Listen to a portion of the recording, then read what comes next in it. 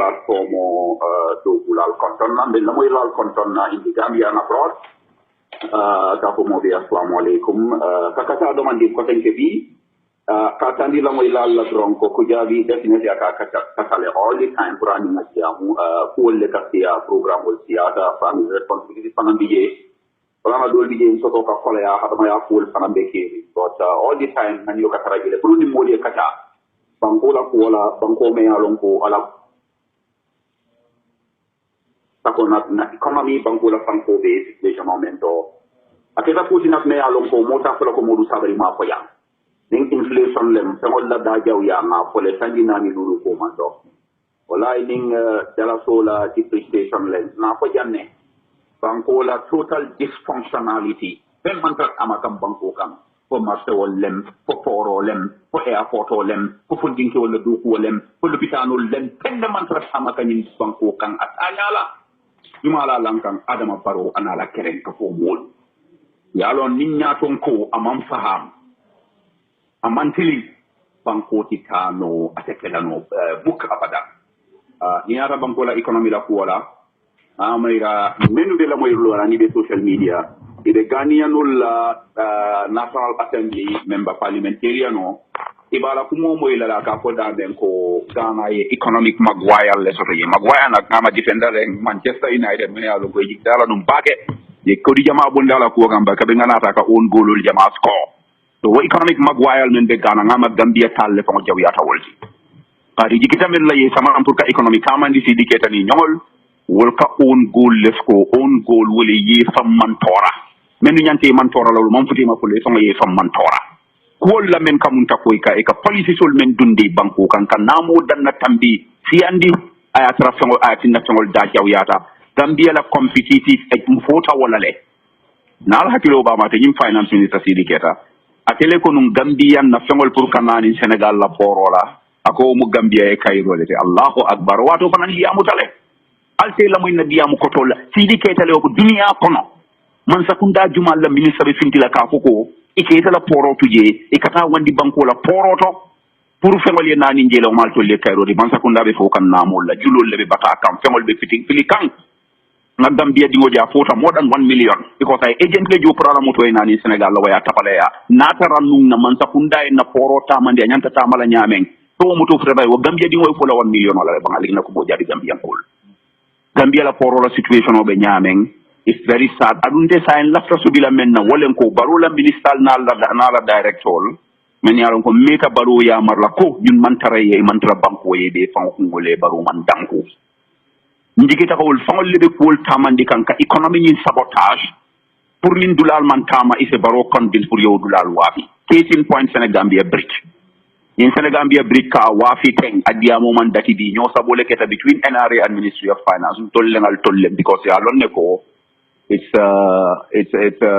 an economic powerhouse bridge ning ate fanko men bondino banko kanya lonne ila onu ñu sabo kono anila lack of focus on a strategic national affairs wala tinay tata ko e baro fon convince ko bridge ning alina wafi bridge man nyanna wafila amanke baro tati amanke Sidi Keta tati ngo bridge amanke Gambia fo mo damma tati nim bridge kabina bina jam baro nana me hilla ka be ken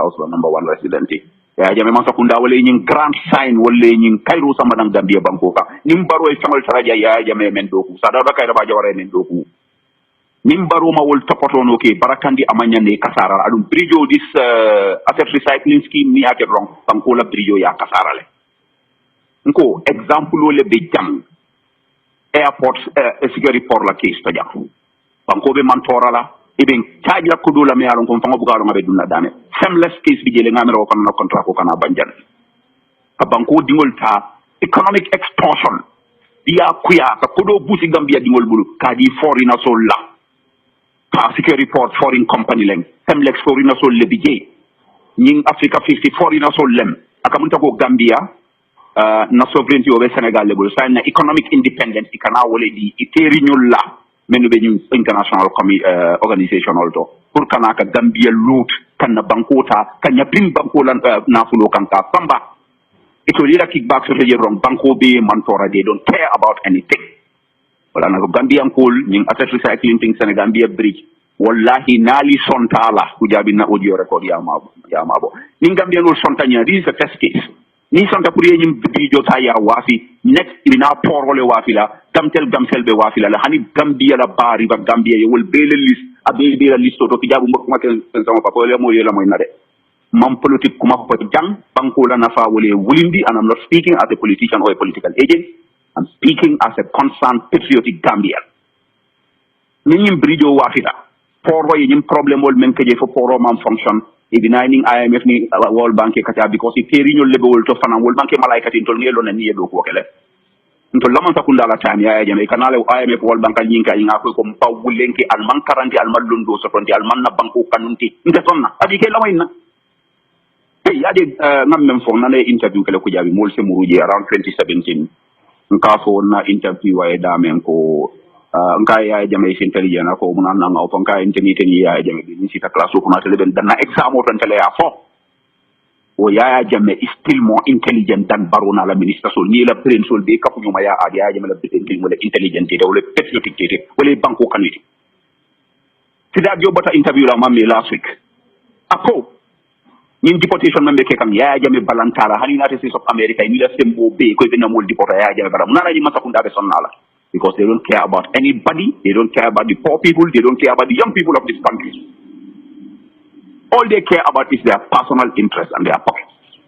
My message for Gambia dingol ben man mo talkie ka Gambia dingol mo taki sorong prison ko no talkie ka Gambia mu dingol taki mantora talkie Gambia la embassy be talkie imam penkeje foreign minister bi jan samo drong aninka agreement foringol sign me yalon ko na faake je Gambia dingol ye Gambia dingol de Qatar employment contract wala sign itata Qatar bi sol jeki jete contract ko ni cancel ye bainam ka tumbe wala fala wo Gambia dingol ye complain lodge at the Qatari embassy man penkeje because na embassy sign ya ke dulale te pour mol Qatar lounge Qatar ti min jike natal ka ke social media baro la foreign service Qatar kay Gambia la economy ta aya Qatar nyameng wala nan ko ni Senegambia bridge ko Gambia dingo bele nyanta wulila na jar sala sang mass peaceful process nationwide apolitical civic patriots of this country nga balanko nyim bridge nyim salu amanya na wafila paro amalo wati kalamuta atante sidiketa tante ye economic Qatar mol man nyaw sanno e mamburo sanno hani attention kata problem to Gambia dingole e ko be na salu wafila nte sonna wata salfana salullah tari dula nga mol moy de katale de nyaw ko woni ka kan nyaw keta problem wati banko kan Allahu akbar bo malika men fo den in the middle of water the full state ha even na unna ba ko no min do be fala ngawje Gambia jande because of the poor unpatriotic and selfish and greedy and corrupt leadership we are afflicted with this country iko nyaw men ka wafi nun samo dala fi keme kula sai wole ka wafi samo dala fi keme lulu Gambia banko ka ya jamela bato amanke wayi ngamoje opposition na mantra APRC na benta recently ba dan wolen ako atana mantra ya jame ko to de bar han ya jame bulu kuranji wala fi seata min man safunda ke mun kamma ate ka nyawol men sotono abuka bata saying aka look ngota abuke sotono muneketa barona la mol especially this corrupt elitist cabal yenna bata ya wafi European olma nyo value men se siya billion kilinti iko ka la data al million kilindin to la drum aid with conditions in man sakunda ibe wala tamande kam nyew man sotono banko kamme alon ko ala fangolen so nyewala nyew ma yalla ko se mbal wala nga export na patriol wala nga stadium wala nga IT center wala na be wafi nga falingo tawo falingo mo danta ya tala nyote ma yele corrupt practices ke ifangole ministry of fisheries mala iko ye nyaadun Dr. Banjala la katu o manke elite o man connection soto ila corrupt mafia cabal iko ka wala sorong as sacrificial lamb Gambian ko la sal hakilo fi man sakunda taran siloto nak bali bu ka fenke wala de men ka mobile men ka falingol sunya ka wala tay ko ka wala sorong case in point medicine control agency e ko yela director le bayi anala deputy de prosecutor Dr. Famatele minister of health presiding over all these horrendous activities in the health sector indingol men ka fa maternal mortality tapale amenta coronavirus e ko Dr. Famatele mo kendoli dokula kendole wefiye ma kiu jane kaira iko ibe wala bayla iko ibe wala soronna adu wala seneyata tol beti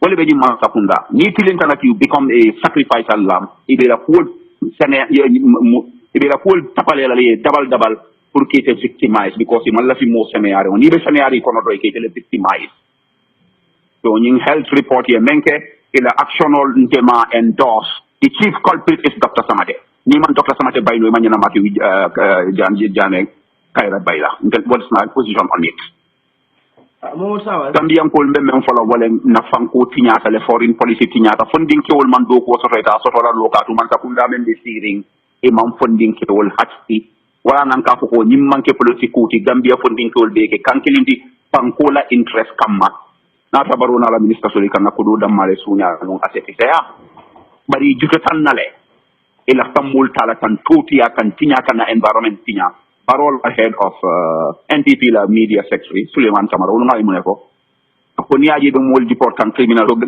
le wol ko Gambia funding ke wol wollem criminal oti NPP ni Suleiman Camara ka wala ko ni aji be deport ka wallahi Gambia funding ke wol man ke criminal oti baro la minister sol men kan nek tayo ning suddu wollem criminal oti ning funding ke wol men tata Europe ko back welem for straight welem ibe they are patriotic hard working Gambians melam parita pour ka do ko ke amanke pam pulitol fangol damma ila wululal ni badingol makoy ka banko la economy makoy katu tamalal ka kodo be kina bidikantis wala kanyum banko samba par NPP la media sector Suleiman Kamara wala finti ken fatu na read wolto akoni aje EU be funding ke wol deport kan wol mu criminal wolti wala Suleiman Kamara itini la minister so ina NPP kabalal to len criminal wolti Gambian backway boys Gambian diasporans they are decent hard working patriotic Gambians ite wolti ala no nalman funding ke wol mako ya alkana funding ke wol to ya nim man sakunda fa ka finti ni situation ka ko Gambia funding ke wol me bante criminal munana tubabul ci deportation kala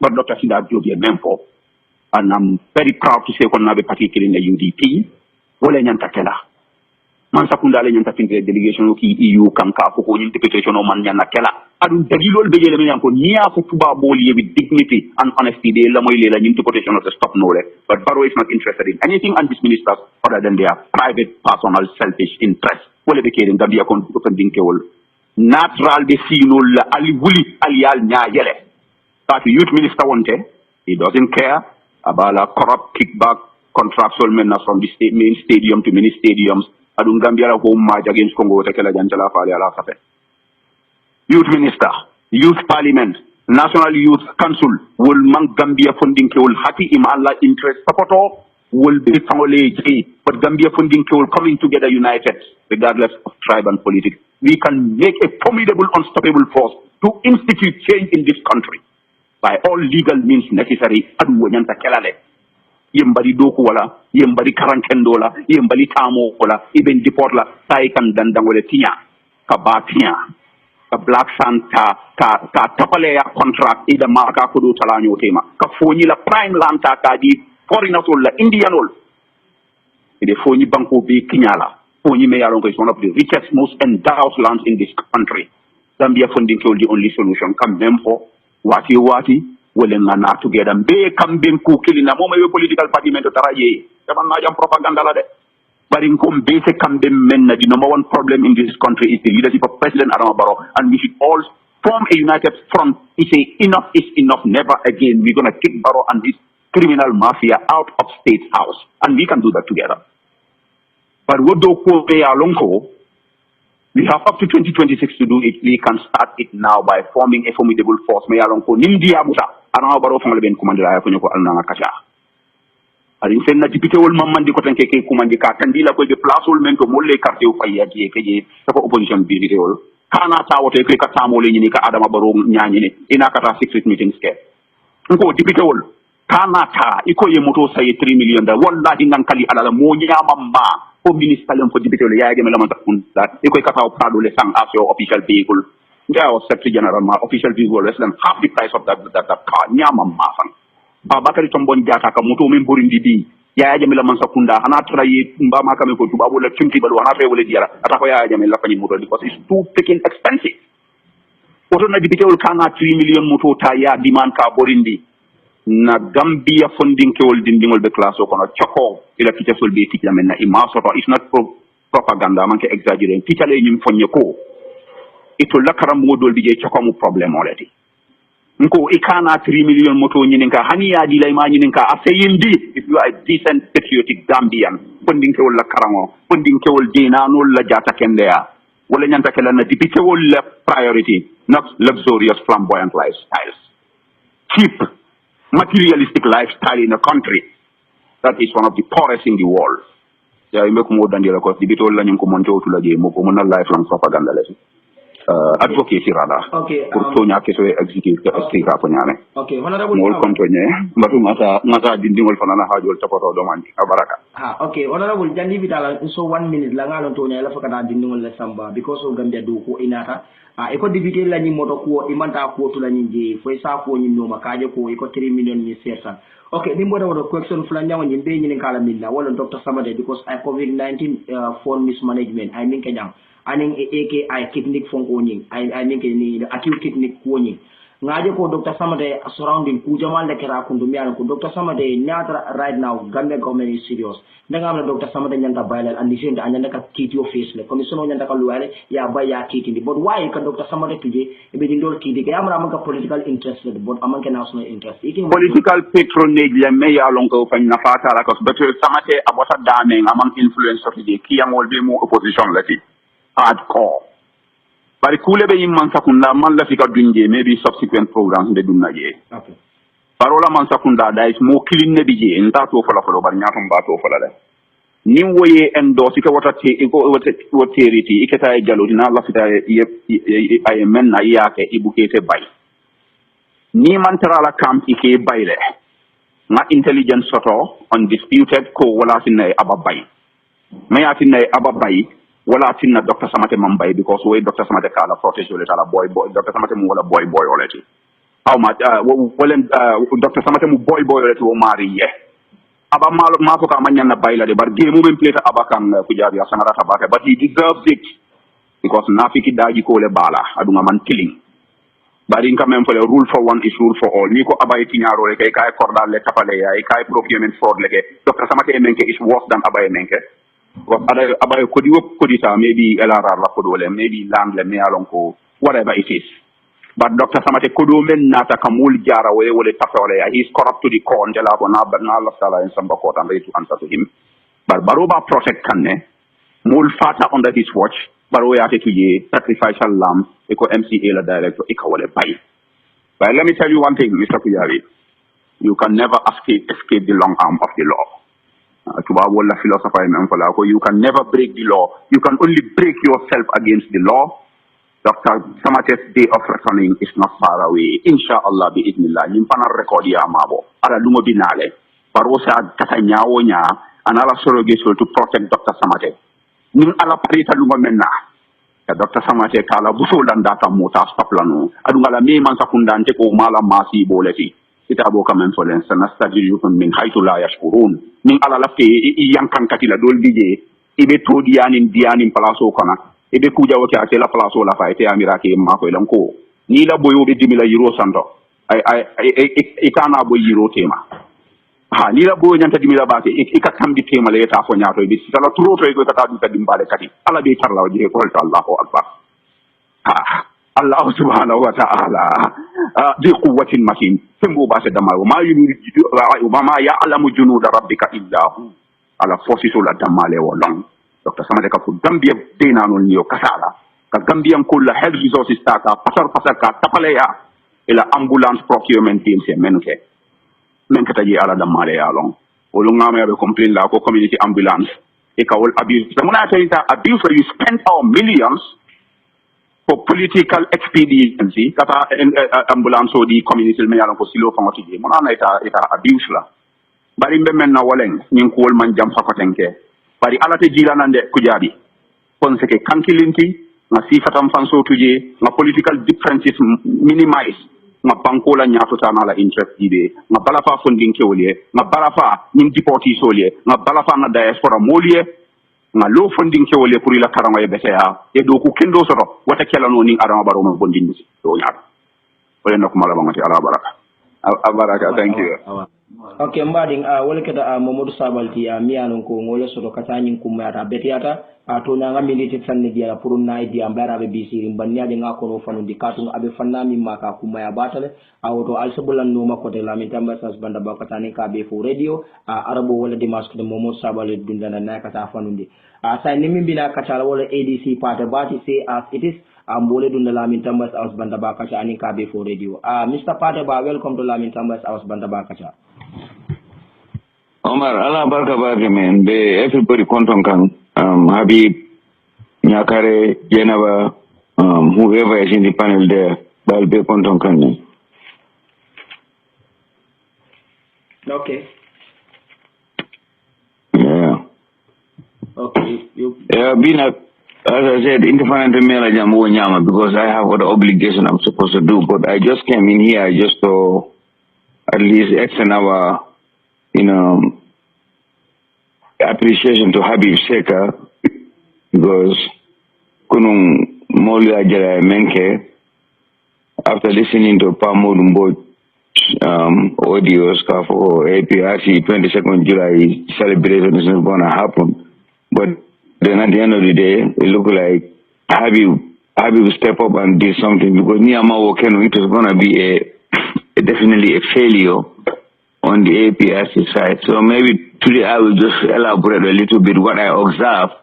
As I said, inte manke politician inte and I don't stand for inte I just say things the way I see them. Inte I'm just a kind of a person. So whether it's APRC, whether it's other political party, I feel like it's something that's in the best interest of everybody. We need to talk about it. So inte ngamenje kunundal. I don't know exactly problem of bedamento. I don't know disconnection on abotamintole. But I mean, there was no reason why Kafoko it APRC 22nd July it has celebrated. I don't know what is the reason. I didn't ask, but I think that was not a good idea because 22nd July have been around for almost 20. The Ajame was a leader for almost 22 years. So there was no reason why he had a political party. And at the end of the day, 22nd July, it's not going to be celebrated. And we are not coming forward with the reasons because if you listen to what Pa Modumbol said, he said something about the cancellation of the celebration in Kanilai. Right? Amafo, reason was not there. There was no reason. Ima reason on him for. More like a room, like a foko ha, they get intelligent ka foko police will be mutalale. But then the police is the same police that give Habib Seka permit to organize the celebration. So what is the difference here? And at the celebration in Tengamen I didn't see other APRC executive members into the at the party. I followed the videos, but honestly, I followed the speeches, but I didn't see any other person else, like especially the leaders of the APRC known to Alliance. Most of the Molumalam, but they are well known in the public. The reason well known to everybody because Molumaf. But me, my advice goes to the party leader himself because whatever we are doing, whatever somebody is doing here, is all end up at the Jammeh's doorstep. So President Jammeh, I think yesterday I should have teaching me a lesson a little bit. I found Anyanta saying Kara Nigeria Kunu what happened. I'm not saying Anyanta more fire, Anyanta more higher. I'm not saying that again, and I don't want nobody to misquote me here. But as I said, President Jammeh, Yani Akabonam Gambia, there was some kind of a document signed near Jabura Gambia. In life in general, these are normal things. People go, they come. Political leaders, they go, they come. You can see somebody, he's a military ruler. At the end of the day, he became a civilian president. We have seen people who are civilian president, they will go to election, they lose, they come back, and they come back to power. These are very normal. But then, my own honest observation, and I'm going to say it as it is, as an individual. I'm not saying somebody should Monyanta Intengamen for Anyanta Sanalede. I'm not saying that. But Intengamen observe as an individual. There is a total disconnection in this APRC party. Because number one, covering power back at Tom and Daniel Bodaje, war was, was another faction. But still, the non-alliance song, there are faction in the non-alliance. I don't need them to because you more money for fun. Well, you are just scared to say the truth. But in the non-alliance, there are factions in this non-alliance. So President Jammeh being the party leader, and if you ask me, I think this is the right time President Jammeh Fango Ebona Equatorial Guinea, I send him back to Gambia. If he is still interested in continuing in politics, then let him head his political party and work on the the framework and work on the contingency plans. Then if he wanna contest in 2026, then he can contest. But the way it is going right now, if Yahya Jammeh didn't take any step, this party is every day. It's like I'm not saying it's dying basically, but I mean, factional within the party, it is a non-alliance, we are one.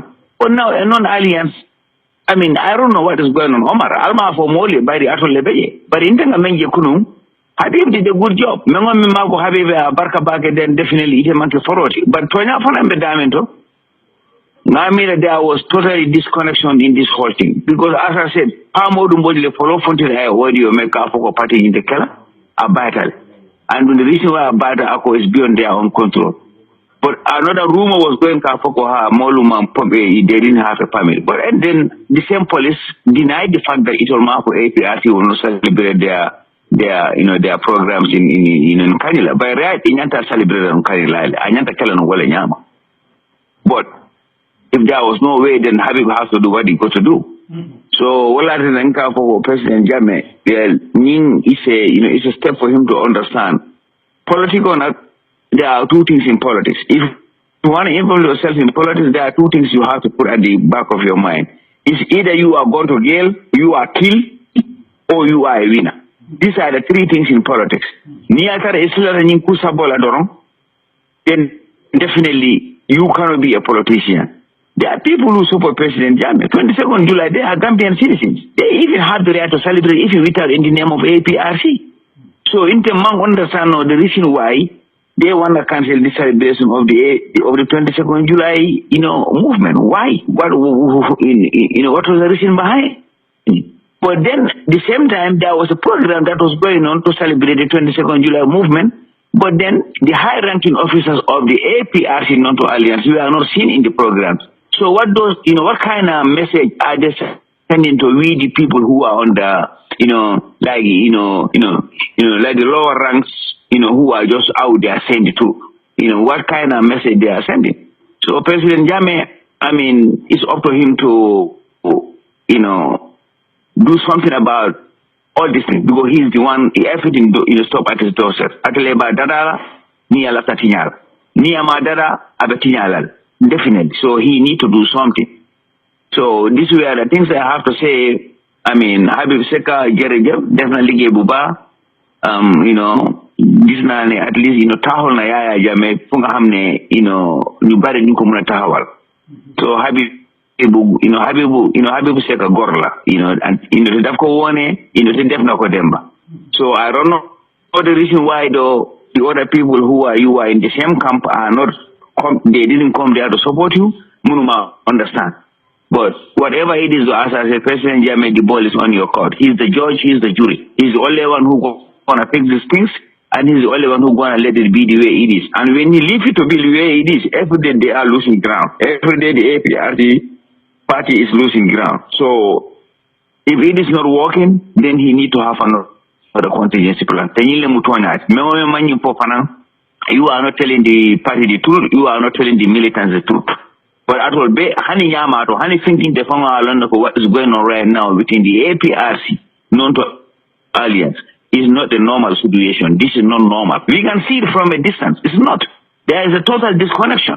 Whether it's infighting lebeje, or lack of trust lebeje, or self-interest lebeje, until dolu we don't know. But all we can see from a distance that there is a total disconnection on the non-alliance alliance party, So President Jammeh, well, the ball is on your court. You are the judge and you are the jury to fix this, to fix this problem. Definitely, you still have support, but then the way it is going, When people like, when the party go 2 steps ahead, they will drag them another 3 steps behind. So it's not working. It is definitely not working. Well, they are willing to spend their resources into this party. They are holding their hands because what they are seeing is not something that they want to see. They want to see unity, but there is no unity in this non-alliance. But unity, there are too much of moluke mabo mena melanko amanyane mabo. Unity, unity man a party you can already they cannot go further. I'm telling you, there are a lot of people who are willing to spend their resources on this party, but they are not seeing that unity within the party. Ni other problem ole beje alifundi alisako. People will sit down and talk about it, and people can figure it out. There is nothing that melanko multi africanola. But near that you do what you feel like this is what it is. Definitely partying is Akataka and Silomen Mojama man lafala wonyama. So Omar, when it comes to the APRC party, this is what I just have to say because this is my own personal observation though. This is not from Mole Akonyi. In the I have seen the videos, I have seen what is happening, I have listened to Pamodumbo's message. I have seen everything. So, but this is the truth. The truth is there's a total disconnection in the non-alliance party, movement on it. Total disconnection, and this is affecting the grassroots. This is affecting the militants. It's affecting the supporters. It's affecting pretty much everybody who is on Yaya Jammeh's camp. Honestly, the political. Everybody had the right to go to any political party. But then, ni molube party party ni atara party lumolung, you are seeing something that is not what you want to see. Akamolu discouraged. So I think President Jammeh needs to take a step. In ni atara abala executively commandila, let them meet together and try to figure out this connection on him they can do that. But ni ama okay. Ni atara he just left things just the way it is going right now. This is not a good sign, and it's not going to help in the future. It's not helping now, it's not going to help tomorrow, and it's not going to help in the future. So this is my point when it comes to the APRC, Internet observe as an individual. So I don't know if you have any other question in Kalamena, but today, as I said, I was not willing to stay long because I have other, I'm on drill today, so. Okay, Mr. Pateba, bearing imanta emotion of back nga move towards security because security is a concern. Wolonko city fanu la kuoto nga dani sojar kundala demanding nga kumumanu janne ko sojaro ila boso de minjola wala ko $550 wala chemelulu tallulu ibe ko do minjola kuru ila boso do bare na rajel hansa gembe am force e mako wonin band e ba position nin kanne adigo sojaro jama findita ka tande ko imalla fala bare ngajel hansa e galba ko wonin no maka iti amere nin asamuno wulu no sama na tara jama ba abla yalo Omar mismanagement le be caring in the Gambia ni mismanagement o mantra caring Gambia soldaro lo manjana sila be kumbola moto kola ko ika foko ibela sarel tala ya kuntu kamoto lusa because in we are all living witnesses. We have seen ministers me along ko imangani they even serve long in the government like the buildings there the houses they are building can buy more than 1,800 vehicles for the armed forces. So what is the point of cutting the soldier salary? Because in the present government, in the current, and they need to listen to us. Because maybe until we were in the system and we know what is hard. And we still talk to the people in the system, so we know. Yajale, Niaje Jawara, there are a lot of demonstration, Moluka Fundika demonstrate against President Jawara or Wato. It's because of this same kind of issues. Kodo. Because Soldarola Doko Amudoko Mendi, is a very difficult job. Because number one, you are a property of the government. There are certain things Mealonko is governed in the military, is not governed in the just the normal citizen in the Gambia. Because the Gambians, they are all governed by the Gambian constitution. Yes. But when you come to the soldiers, they also have the Gambia Armed Forces Act. So they are not only governed by the constitution, but still they are also under the, governed by the Gambia Armed Forces Act. There are certain things you can do as a civilian, you cannot do them while you are in the military. So what the government need to understand, yanta lona ko soldier rola doku o amu doku kaleng ballot. So more they are not eating well paid. And you are still thinking of cutting $500 out of their salaries. That's a recipe for, destabilizing the Gambia. Because the soldiers won't take it. Probably the high-ranking officers in the army might take it because they receive more than the ordinary soldier. But starting from, let's say, a captain downwards, this is not something they're going to support. Because they are not making that much whereby the government should cut their salaries. There are a lot of resources is wasted. They should use it. Let's say number one. All this money they are spending to pay the Senegalese soldiers in the Gambia. Those monies can go to our own armed forces. The money they are spending to spare the bodyguard if they travel with the president overseas, all this party and salary they come and receive. Because Senegal is like a munta for Gambia Mila Americati. These people are on the hustling fee. Hustling, that's what they are doing now for Gambia. Like Gambia is a hustling place. They are not there just because of they want to come and guard the country. Because they are not guarding nothing. Because, in fact, the crime rate is more higher than now than ever. Criminal ka wulile kanaka police station or attack ka police will boot ke bay amamme wonyama basela area to jana they came to a police station with AK-47s 4 years police officer killing a yabung a bullet. So where is the security in the Gambia? So all this money they are spending to pay these Senegalese soldiers, paying other ECOMO forces, they should have spending on the Gambia. And number two, the number of dollars, what they think, what political, what the government spend on this, campaign trail. Wallahi, Omar, as a Gambia look at all better annually, as a Gambia still better annually, as a Motolsano police wall, as a Motolsano soldier wall, like all the security forces. One thing I saw yesterday, because as I said, ni moye kukendo ke ni mafo then ite mujongole. So we can say, President Barrow, thank you very much for supplying the police with the 40 vehicles you bought and give it to the police so that they will be able to patrol the streets. That was something that everybody appreciated, and we really congratulate him for that, and we can say thank you, Mr. President, on that. But you have more work to do, and the job is, as I said, maybe he's not seeing the pitch, or he's not thinking about it, or maybe in fact President Barrow will know it's in contest. God knows. But Mr. President, if at all you have the intention to remain in power, or you have the intention to contest in 2026, or you have the intention even to run this government from now on to 2026, Mr. President, have a contingency plan. Yajele security reform is not based on tribal line, because Gambia security reform are not yake onto tribal line. It's like me monkey certain tribes, you cannot stay in the army. Or if you are certain tribe, they think you are not in for the president. No, the Gambia armed forces cannot be, they cannot be tribalized. War is wrong. So, Mr. President, the security reform means the people who started doing the security reform, we are not doing a good job. Because it will do or it can maintain, especially when people like Masana Kinte came in there. Masana Kinte, I don't know, I don't know what kind of military academy he attended, but Interpol Bengal and the security reform shouldn't be based on tribe.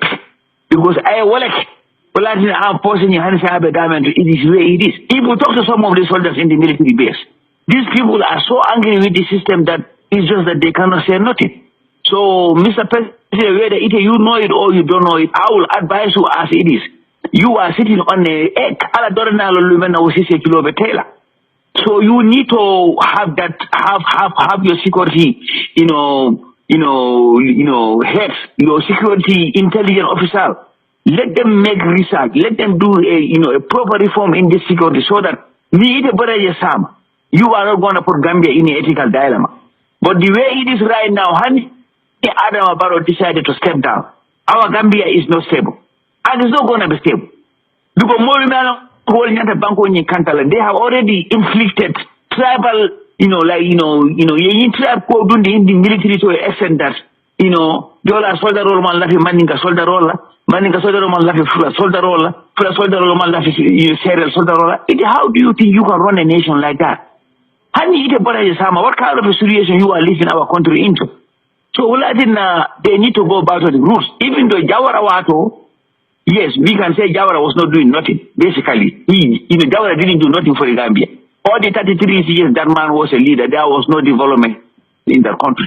But at least we don't have tribal lines in the country by then. Even though there are some kind of a segregation one way or the other, especially what Hanani Blada DPTC Boso Kono into Bengalon. We know. Ni kena dora like balo quite a domain in Doro, Bula Boso Kono, public transportation. Ni police will do the Boso Kono, Buka Modo Ninka Idila near Monkey because they told you are from Futa.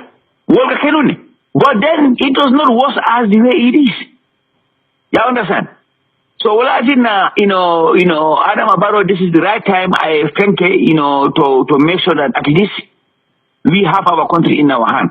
Niamake, as I said my last program, my advising. What happened to Jawara during the Cabinet Confederation in Tinyata? Well, it happened to Gambia. Because Jawara, Confederation of Tinyata Dorom, the Senegalese soldiers ordered their troops to leave the Gambia immediate effect, without any order. Even to give the Gambian that vacuum to able to provide other persons to come and secure the president. They didn't do it. The Gambia Zanal Mori command had to scrabble, even take recruits from the training school, they were not even done to go and guard Jawara. Adam Abaro, Anyantamen Lona, Mbakesal have 7 months to go in Senegal. Well, everybody knows that. Nia Loda, Abe Boilale. Nia Manlo, Abe Boilale. He said he will not go understand, even if he changes his mind, Mbakesal is gone. And the next president in Senegal, whether he's coming from Mbakesal area, whether he's coming from any other person, they will order their troops to leave the Gambia. And if that happens, they're going to put our security force, our security in a very terrible situation, because right now these people they have every single intelligence in our country. Anyhow, until we are a sovereign country, Gambia have independence. We speak English. I know more Dama Bajele ni Diamorika Foloko, this guy is arrogant or this guy is rude. But in Amanki Kulu Baliat, Natonya Fonyoye. Gambia is Gambia. Senegal is Gambia. Yes, we have a lot of things in common. Yes, we speak the languages. We eat the same food, we intermarry, but still, we are different countries. So, Kufinya, the one in Senegal, Gambia, Benala, Denga, Fen. Remember when Gambia and Senegal, they were killing already. Abe Uliara, among the killings. We are the same people, we are the same human beings, we have the same languages, we eat the same food, but we are all having our own countries. We have our own sovereignty. Senegal have their country, we have our country. So, we cannot mortgage our sovereignty to Senegal. And this is what is happening. Even in the cities of Gambia, I observe a lot. There are a lot of source intercommunal Jube. I think the last time I was looking at this Korka street shop, Akamenke in the street. Every single person I may interview in the Gambia is a Senegalese. Simple as that. So Gambia, our own intelligence, Adama Barola, close protection, our own bodyguards, in the heart of our state house, is in the hands of the Senegalese soldiers. It's in the hands of the Senegalese security force. Gambia armed forces Asnelo, whatever single weapon we used to have in the army, Senegal had taken control of it. There is nothing left in the army near Manke, those Russian made AK-47 they were made before I was born, or before even some of us were born. Those are the only things they left. Most of the heavy weapons this Gambia pointing at me, I have looked at their arsenals. I see, even when that fake ass Bangladesh general came to the Gambia, Bangladesh, honey, Interpol, even the shoes they put on, they don't have. Well, in our Gambia, Gambia, I have seen AK-47, I have seen the Chinese made, I have seen the Russian made, and I have seen other LMGs, I have seen the rocket propelled grenades. This is the only small arsenal Gambia have. But coming into Gambia, I know what was the arsenals of the state house. I know, because I used to work in the system there. I used to be a guard commander, and I used to be, handle all these weapons. I know. Because honey covered in 20 seconds.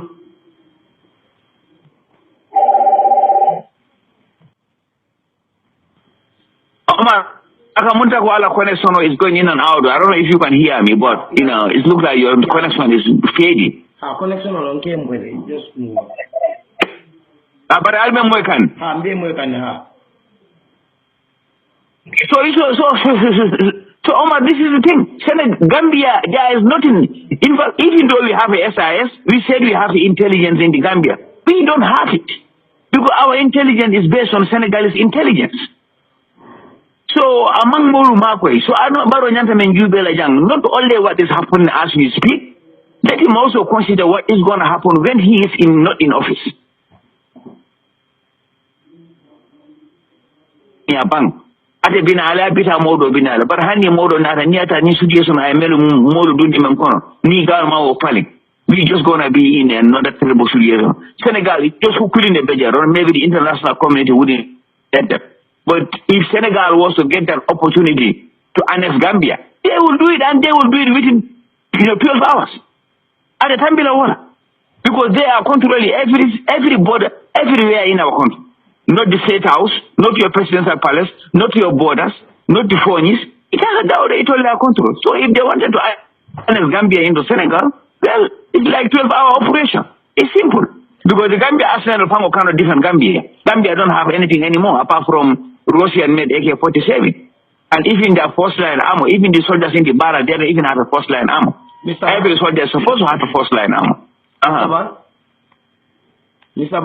Yeah, unko ku kilin nan jahal ni nata yundum barracks jibe so darol be sabatari ndam yundum barracks la keno ni wara batale ni ajiba wara batale bon nata ko dara people who occupy that land and nata realize ko masane de je wafi yamira say ni another government na ni baro bar je yamira ate conflict between the soldiers and the muri wala no ni sangod la de yamira wo nyanda mune nyanda before it's too late bearing ye je wafi so darol le mo de sabatari nje. Well, I don't know. I don't have intelligence about the land. But niatar ita kamen for wale keta je niatar yewo the reserve land for the barracks yewo tala ya wapi to not soldiers or civilians. Then definitely Adam Barrow need to take a step and he need to talk to the defense minister to look into it. Niatar tonya masana kinte yefengolu wapi jail. Definitely the defense minister need to confiscate those lands and give it back to the Department of Defense. It belongs to the Department of Defense. In Manyana or Lansol Watila, to mayor, mayor businessmen or mayor civilians. That was a wrong move and that was a big mistake. So the defense ministry, if at all is true, they need to step in and take those lands and return it back to the military because it belongs to the Department of Defense. In fact, as a right from Union Barrack, if you look at the location of Union Barrack, it's a very important location. And moreover, to take civilians, barracks scholar, to come and, sell them lands within the military barracks. What kind of military barracks is that? Those are not things that you do. You can't have civilians. Okay, you have civilians living in the barracks because they are family members or soldiers, or parents are soldiers. We understand that we have military families, but you cannot take the land of the military, the land of the Department of Defense. Definitely, he need to be arrested. I am not sure about that, but I can also investigate that issue and find out what's the truth. Because I know people in the barracks. I know even top-ranking officers within that military barracks. So if I want to know, I will know. But I never know if this will even happen in the military base. This is the first time I hear this. I don't know about whether it was like they were selling those lands. I don't know that. So niatara wale bekeni, they should have not keep quiet on it. They should have said something. Amanya na kela wale nyama niatara wale ket. Ha. Okay, nimboda woto memi nyinga walongo fongo de promotion ni nada puruka sojaro la makamu la fa. Sometimes nini sojaro kan diamle mialongo de mialongo private sojaro long and if dol bije ko dani promotion o kake and dol kita 5 years dol kata service kono 8 years they are not even been promoted to a lives couple. Dol bije ni beritala akatra already they are a couple after being serving 12 years in the service they only have a couple rank. Dol bije lives couple rank. The promotion in army is very slow. Mari yo ko nyadi. Yalom promotion ni atara tonya be damento. Ina men fona nak ade diala mo jamal. But as I said, I don't care what somebody think about what I am gonna say because I'm gonna say it as it is. Promotion in the army should be based on merit. Anyanta tatarala on a merit base. But it shouldn't be based on kafoko, maybe I have to go and lie to somebody to be promoted, because this is how some of these promotions are happening in the armed forces. It's like, if you are not the eye service soldier, they don't promote you. For your eye service, if you need a rank in the Gambian army, eye service. And the woman yana tell her, because it's not even fair. Experience is always the best teacher. I have known people. In fact, I was talking to somebody who was 36 years in the Gambia Armed Forces, and as you speak right now, he is still 36 years I will serve in the Gambia Armed Forces. You know what is his rank? No. Warrant officer, class 1, for 36 years. Omar. They are people not because of they are even more educated than him, not because of they are more, experienced than him. Some of them are officers. And he have been in the Gambia security forces for 36 years. And he's saying, warrant officer, at the jail. If they need to promote, especially do the master and the time. I have talked to other people. I have seen some of the people along where they were in Yundum, or some of them who were in Laminkoto. master and the demoted. They were demoted. And, their demotion was not even based on nothing. Because one of them was demoted because he was the one in charge of the school at Yundum Barak. I feel like I didn't know current in Niger. But because he was not in the same book with Masana Kinde, he was not somebody who do service. He was not somebody who kiss ass, excuse my French. Yeah, demot. Yeah, demot, yeah, bondi pango school or yeah, samba all the way to Laminkot. So promotion in the army should be based on merit. It should not be based on because tribe. It should not be based on because I know you. It shouldn't be based on because I am telling you what you want to hear from me. It should be based on your hard work, your dedication, your loyalty to your country, and your experience as a soldier. It should be based on those things. But that is not what is happening in the armed forces. Well, I think the Gambia armed forces, if you look at the structure of the ranks in the army, in the proper army, I can tell you that the Gambia armed forces, the ranks are flawed. Yes, they are all flawed. There are people, just like during Kabin coup d'etat in Cape. When coup d'etat happened, you will see people who were private soldiers, they will go and put on a captain rank. That was Yaya Jammeh who stopped that nonsense from the army. During coup d'etat, we have seen that. Even the present, even the present deputy commander of the Yundum Barracks, Kabin coup d'etat in Bekering, that guy was a lance corporal. You know what he did? He went and promoted himself to a captain. He went and pick up ranks and put himself and promote himself. Yaya Jammeh spirit just runs away from him. So Gambia unfortunately ranks are full. The people who deserve it don't get it. The people who are along they do I service. I didn't do baby dog wala, like I want to promote. Dog wala need that nyama boka kwa ni be dog you do it as inyata kala nyamen. Ni promotion you deserve it. But near that you are doing high service, or you are kissing us in the army, or you are just somebody you have to go and even dogo even kuma kendo fokan commander, or you are going to lie to the commander. This one is not loyal to the system, just like just like Yaya Jammeh time. This was I'm gonna say that even Yaya Jammeh time, this was very common. Like soldiers will just get up and start to go and this guy is not loyal. Loyalty for loyalty, it doesn't like you don't write loyalty on somebody's forehead. Loyalty comes from the heart. So, but for the fact that Yaya Jammeh Yaya Jammeh couldn't see how loyal some of those people are because of Moluka Menfonol, including me myself. I'm going to quote myself, me personally, me. You understand? Because Yaya Jammeh time, like most of the people, like they thought like these people are not. They will just go until he's not loyal. And why they even have no reason why, they say that you are not loyal. So ku Jamal Bejene a father man dia don Omar, but yalo ala mo jama Jamal, because into people like me, I can tell you I'm gonna narrate the story on this Lamini Tambas Lamini Tambas Kadefo, into personally. I was recommended for demotion, and that demotion happened between me and the former Interior Minister Usman Sonko when we were traveling to Mauritania. You understand? Kabir Mbara Murtena, they recommend me to be fired from the army. They even recommended for me to be demoted. Some of the people even recommended me to be moved. You know what? Because I defended Yaya Jammeh. But they don't want to see that. And when I wanted to leave the Gambia, Kabir Mbara Gambia interfango personally, I hear what people say. Kafuko nying, aka president la musole normanu wala tina bota jang ngati and Omar, I applied to leave the Gambian armed forces as a normal soldier. I did apply because what happened was that I get the call as a Pukana, Massachusetts through the heritage connection. Kana Karangola. You understand? I applied to leave the Gambia. They refuse. Study leaving approved. When I left the Gambia, he was not loyal to Yajame. Aka president Musa Noma. Inta kumol be moile. So wala dina nying ika promotion me pore. Wole nyi dia mo be nas. You understand? So wala dina Gambia. Yaya Jammeh was a victim of the same problem. More me alon kiberu Yaya Jammeh nyala.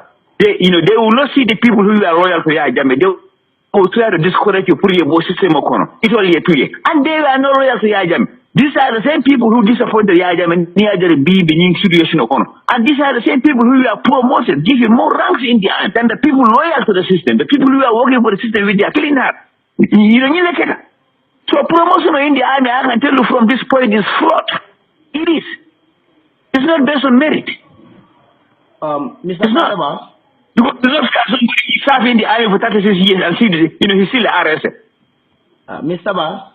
You know? Ekanyi mimfoten komu ibenu tuti fal bala puruka italala ADC ti fosanji jama somebody nyum fonyela konye ko Mr. Padeba wanted alafanu ka problem o soto nung because of ya tumi ko maybe ani president la muso bala imallaje because asutiata balele wayati na tata so lafali je tandi molle yalo mune Padeba bu ni Gambia Armed Forces kata America ni madeka kongola ay senia bari ndol ko okay that's what I will start from zero Umar. I will tell you exactly what happened here. Okay. This is what happened. Because usually, yalo loyalty for loyalty mo buka sang and loyalty among the plenty for head of loyalty is in the heart. Me, I was working for Yaya Jammeh with dedication. I was working for Yaya Jammeh based on my loyalty to the Gambian nation as a Gambian. I was not there looking for any position, and I was not there, looking for anything else. I was working with my clean heart, Gambia country. Okay, this is what happened. I used to have a friend by the name,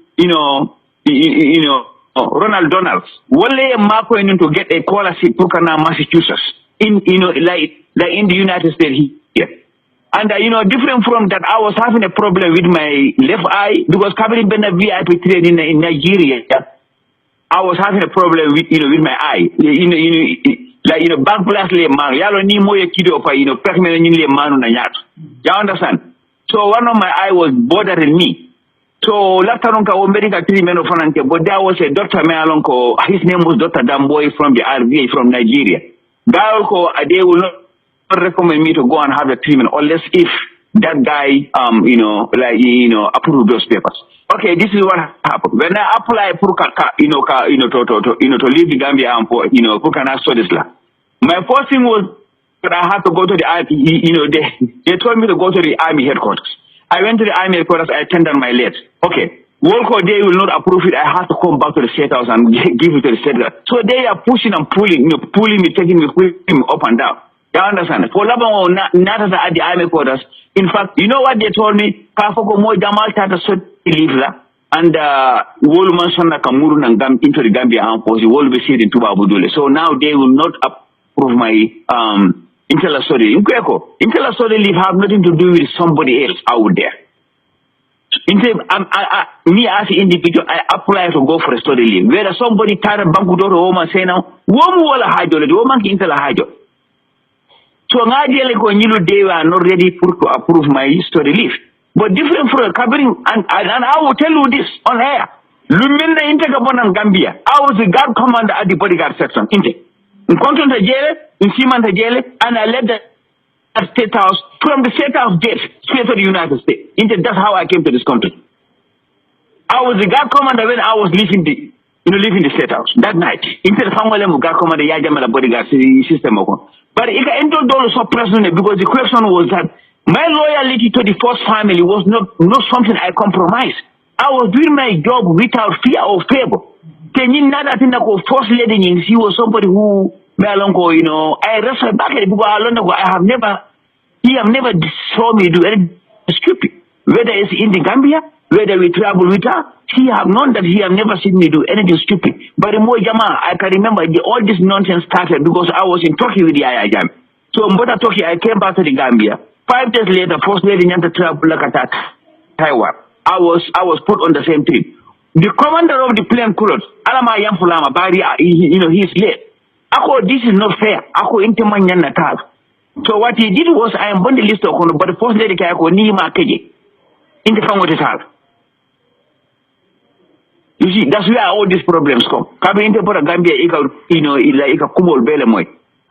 I ni idea about Yajam left. Yajam is a living witness. Yajam have never, ever seen party, disloyal to him, and he have never seen me disrespect him in any way. And he knows that. But in coming for the Molu they were very close to Yaya Jammeh. Commanding was so corrupted, they wanted to get rid of everybody loyal to this man, and they will just stay there. In case if they want to do whatever they want to do, they do it.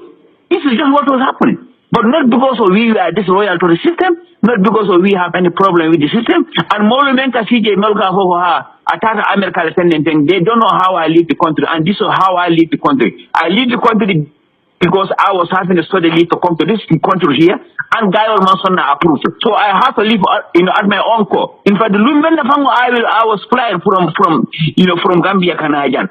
Amaki ko mabotale, in fact, Mojama Kalamuta, people like, Lieutenant Sananyol, people like Almamo Mananyol, and other people who are there, even the NIA attached, some of them they know. You understand? But the cabinet now is to Kumol Belemo, even newspapers only are better. Nonsense of Melanco and Nenamanke. I have seen all of that. You understand? So what I did Mojama Menkasika for going about attending they don't know how I come to this. I came here to go to school. I came here for Kata Karamor, even though I was having some other issue with my eye coming in front of Beje, but that was not the main reason why I was having that, that scholarship through the Heritage Connection. The organization of call name is Heritage Connection. It was the scholarship to come to Massachusetts. Not a young Nyama. But the moment come in Beje, he was running after the president, the family. Willia Kenson, Abe Willia. But I have other instances in the Gambia, or in the armed forces. We cannot even say them all. As I said, there was a time in somebody orders Malang with Malo. You know what they did? They ended up putting me on 22 days on guard. In fact, some of them they even recommend the putting fire from the army. But what? Because in the first place, some orders la pango. He come in some orders, and who orders some because na kill the food in the Sultan Roll camp in Senegal. That was the reason why they took me for orders. We were going to Mauritania. Jam was supposed to go to Mauritania. We were late. Coming from the Rosso, Senegal must on a ferry on Molunin. Put into a say Tambi Purkata Mauritania. I told them that in Kogo, Mafu Usman Sonko Inkago, you know what? You are the most senior man here. Inkago Niata Senegal president of the Yantabola and Senegal Kana Gambia. Ferry will be sambalal. So why is the Yajam supposed to go to Mauritania and they are not willing Yajam security warrior tambi? Ingago Nima Fenke, the kid of Funding in combat. And that's what I did. I pulled a gun on those idiots. Having a kid on your funding, it only found out I don't fair. Then you ferry in Nadi. That's the way into town. Having done enough for the Mauritania, while they already called the command in Senegal, it's a kid of Funding against the Senegal. So there was already task waiting for me before I come back. They were ready to dismiss me from the army. For it. So I have seen it all in that place. Because what about set up? Anybody real to it, they would try and get rid of it. Simple answer. Mr. Padaba. So yes. You know, this is exactly what happened. Thank you very much. Mbela fela ke bulajang bayring ibe BC because I have so many questions. Me alonko they are very interesting. Me alonko aketa time ulla kana 1994 nil ma fon kana. But mbe bulala maybe in the next Sunday bayring ibe BC then we can start somewhere else because ninko mbe mutale etrajang we sit down for 3 hours. I have a lot of questions. But mbe bulala as at now purkana la mintambas house bandaba kata isa the next Sunday so kuma kan dol nying kuma sore. Mal fela monebe kelela yamaroti ani ibe minti la Gambia Armed Forces la bari security is number 1 and security is very paramount kanto bunda ta bukule te miyalan ko abeti abada nin Gambia tanko na sita wota lon ko be dunan ni solo ko linda ko man beti amam mol sebo wodo bari ita you are security minded wolon ko yetan ko bunda mol miyalan ko ya luk molon de jamal so de ete bu mu yamaro le dila kata state house adam baro kan miyalan ko anyanta ko le kaje ko kairo sabati ni sakoni ata makisalle jita ete mu yamaro le so adam baro. Well, the only advice I have for the Gambia Armed Forces, I mean, loyalty is not something you go to the market, you don't buy loyalty. And you are in the Gambia Armed Forces because you are supposed to be loyal to your country. You are not supposed to be loyal to an individual. So let them put that at the back of their mind. They are serving the Gambia as a nation, and they are not serving an individual. So whatever is going to take the Gambia forward, they should stand by it. Gambia murundila koma, Gambia dingol batandila, Gambia nasindila. Let the armed forces go against it. But anything that is going to help that country move forward, to develop our country, develop our citizens, let the Gambia Armed Forces stand for them because that's why they are sworn in and that's why they are in uniform. I know things are a little bit rough for them right now, but still, this is just a test of time. They need to be still loyal to the Gambia, not loyal to any individual. People who are loyal to Jame was their people. You are not loyal to Barrow because you are supposed to be loyal to Barrow, but he is the president of the country. He is the head of state. So your loyalty is have to based on the person in power at the given time. You should be loyal to your country and loyal to whoever is in power at that given time, depending that he is doing what he's supposed to do. But loyalty abuka Sunday. So Gambia Armed Forces, whatever is going to take that country forward, stand by it. Whatever is going to drag that country behind, don't stand by it.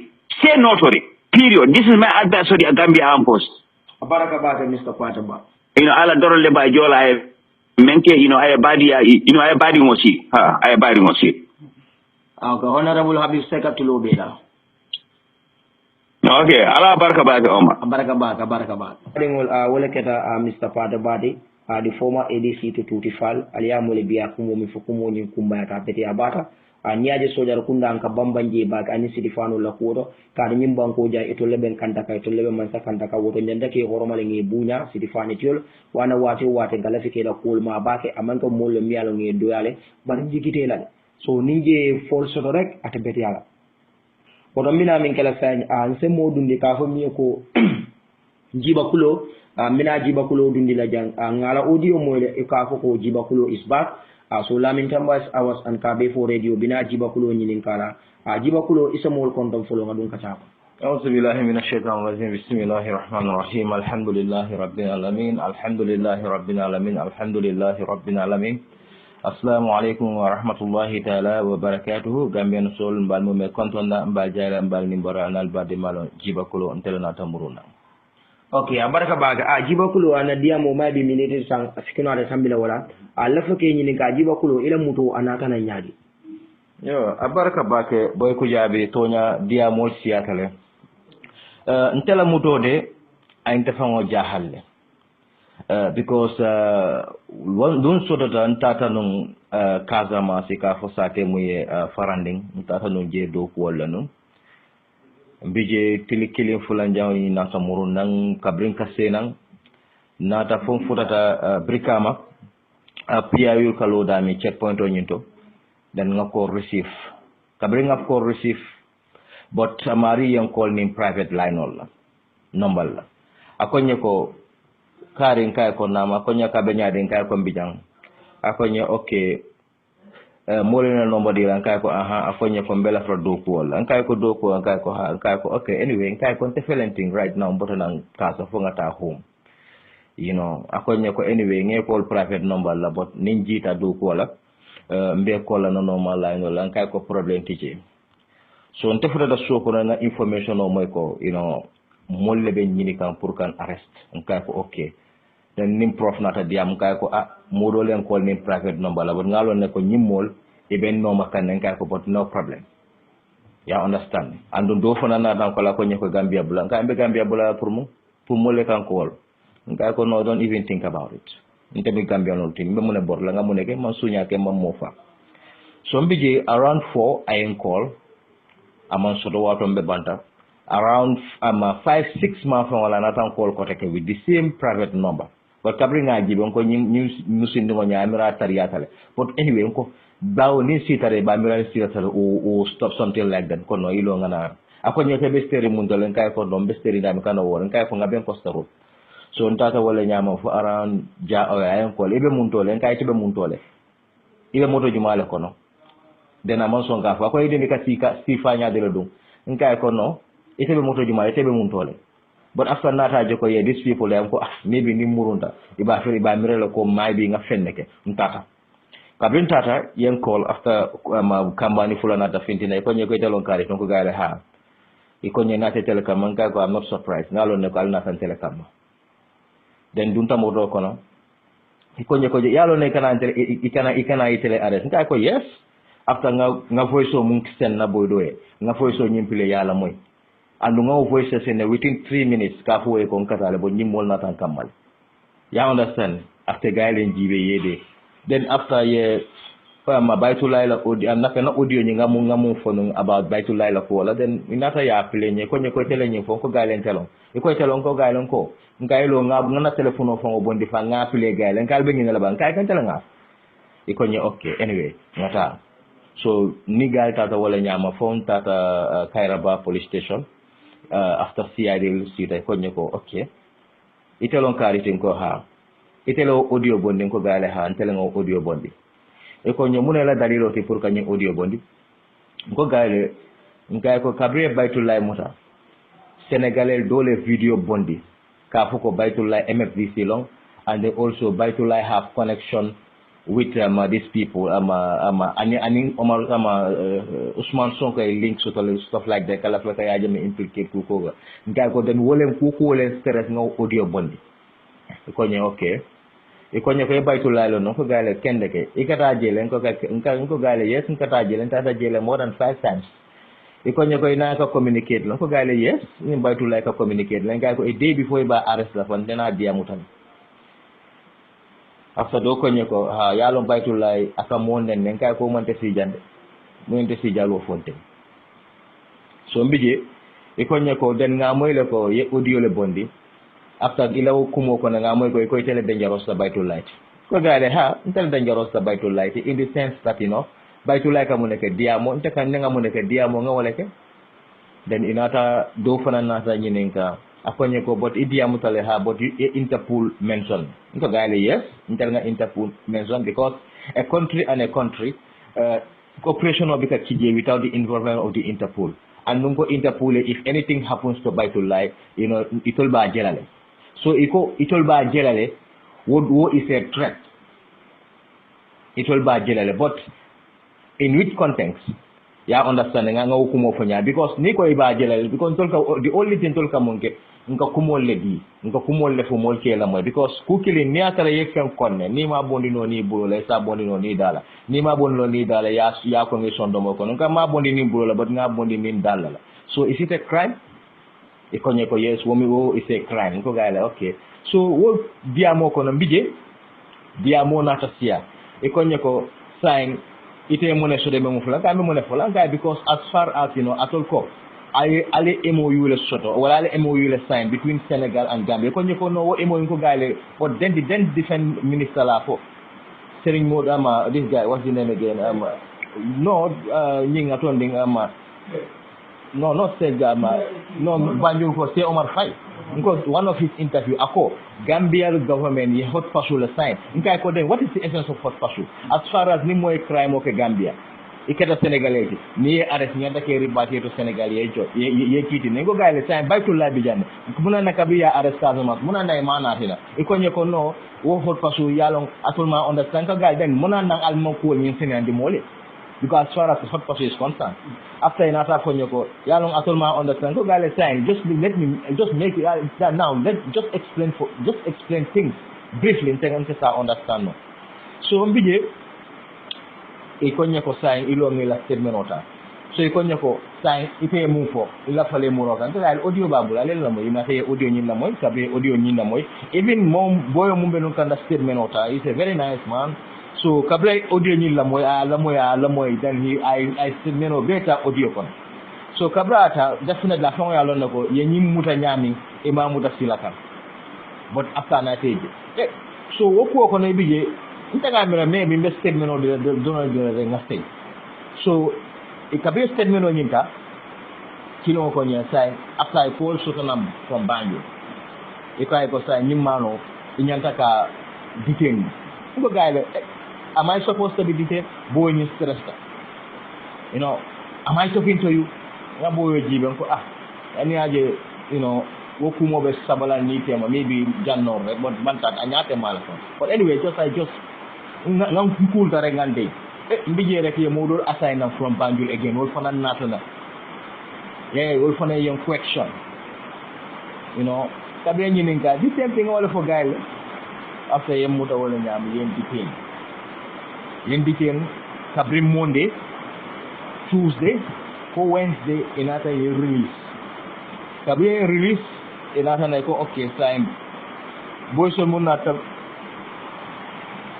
yeah so kabri yen release ntata den yen bail out so mbije na telefono ani na commune am na telefono ni nata wo muta so telefono ni hani for time maso almost 1 month plus mon telefono so na contractual and then ko do ko mba na communication ya bail blocked so iba jela ko every time kata report dale but la fa pour mo le mo understand Gambia cool kata nyama bikata cool because the niko more democracy lebe caring wala people have right to speak of their mind because it is a moment no ya detain without any reason because kabin ta fango detain hani ma fonya ko ngamon crime le and then nim molta ta kan ka ke nyinin ka jiba kulo mun crime si fale ke mo bi ka explain ga fano ala case de Interpol ala case de ganna hani wol ko no mo fango bi ka feno ay nyine ka hani te fango personally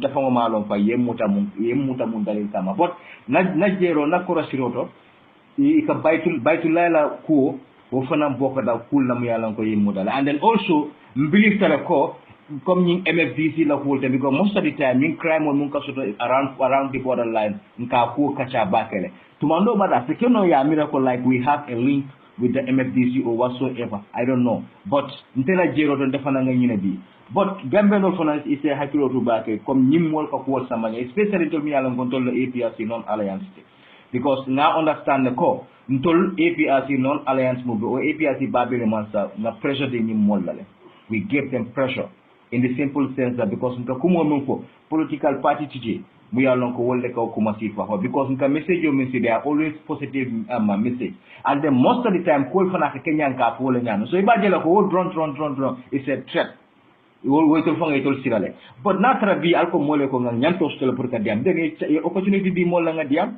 but o be manke ye na time waste ye na contract so be blocked abe damin thing almost almost 1 month plus the hearing man na telephone soto pour do ko fanga ko li ambulu bakale because na communication o be bo telephone le kono mantara use that and then ni nata jibe kende ke mimmol mo yin kenade a Gambians like you and I but ye mun kenna adimi batale but ibajala ko still now na telephone ba gal bulle and then every time ni nata ka fonye ko ha ina telephone ni mba sambala na cyber expert so le pour wala jibe pour because ngalo ne kay te fentar la jëm ya lon ko no ani silo manta wo ko itamal 100% hani na la no falla fano ka renew ko but maybe ni nga renew iba mele ko maybe be fere be bori ka fenna la mantra bori ka fenna biko ngalo ne ko kilintale man tenke mamufa mansunyar ke audio nga wala diamuta wala andu yemuta ye nyinin ka munya ngabe answer ya lon ko definitely nyinde ya nyinin ka muna wala answer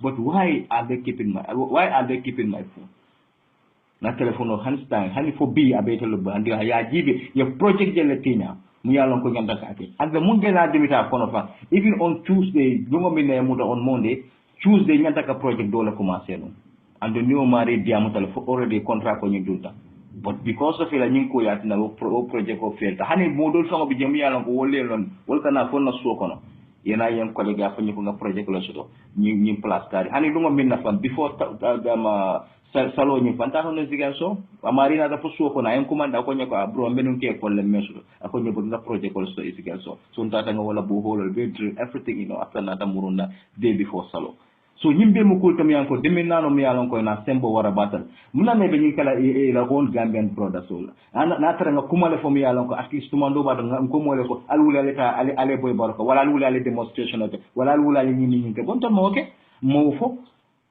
na on opinion nga wala fo ande mu yati na ngo fo to le yalon na muna na ngafo bodo be ila fala ka joko e mo silent ande mo jamal bi je do kumol fo kan na pot mu koy tam fe mu koy tam mako ngalon na ko mo bije mu yalon ko ben target kan o manke bitu wo koy tam male fe yes even to mo target kan like seriously because ndebe wole kono bay to lay wole kono asu prof baji be wole kono ane ñim programme mun ka kete ila fa ko be la stop bati ba kala nyaay be silo ni ñindi ka gaje ko ibe mo kukla da me ka je ko may bi ni nga fen ko mu yalon kan ni silo mandare mo ñam ko ye mo landi place but just to call ni sena di tolma ka fa ko tol ne te muru na koma natara dia mole ba dina ngata mile 2 ye serol be yele because we are ready to face it because when ke da Gambia tolle tamu Gambia nta jela ko sate bi da kan direction o mi yanko sini soma abe mol dundi la kasarol ko nga je ngande o fe won tolte o kela yeah okay jimakulo no ngamira ngaminiti e woro domole gande miniti nani be banna bare miniti tanyanta ko le dila ya summarize mol male wala ko niya sumara so le ko ni kanandi le moli e moyle ila muto ni keta nyaadi la ali dum tamu ne kono yo mbela fala ni kata so ko minna wala ko folo nga moy dol ko jiba kulo ye musole yusaka wala ko ye musole kiyaka fuka muta e ko yole ka folo kulo mi ala sabati da don fama sabati niam ye musole use wala call but ayen call munna wala na do ko Kenya te because technically ka call ko hani na tra private number yen call wala na tra international call I will receive the call.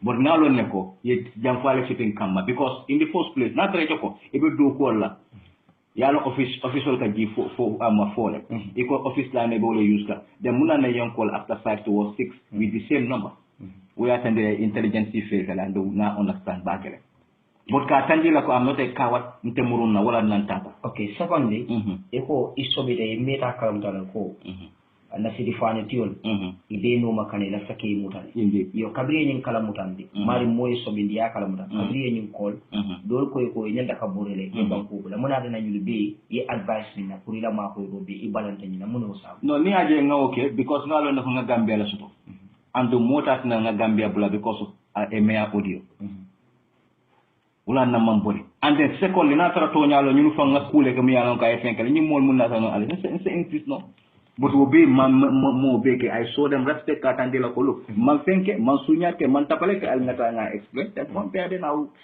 expect that I'll be back home sai musomi isotop yalon malong in passing but nga musudo je moto kono le but at fana man diam mai bari yo sute yes nga sute inala cool sota nyokan fala cool maso no obviously covering aje on that day still now nene maje kadaje le wa mbakaje e bukaje yeah okay lafa kamil long kabiri e muta e samba police station kabiri galbe samba kam ye haras la comme ye budel no ima haras ima hani fem fonye and then those gentlemen definitely I respect them They were doing their job because now we order so they were executing the order. But in Atala, you control very nicely. Before police station. Okay, kabri be la statement o tala. La statement o nyin kabri ba tala kabra safa pare la statement o nyin dilal pour yari fa statement o nyin. Yeah, after kabri nga statement o nyin safe aja dina nga read kabri nga read I was very happy to gale yeah natara nyin statement o dama mo tente so on. Okay. Yeah. So kabri audio nyin fanam pile ya mo imam balam ko itele audio. Non tenga ko gale intele nga 100% amanke pirate.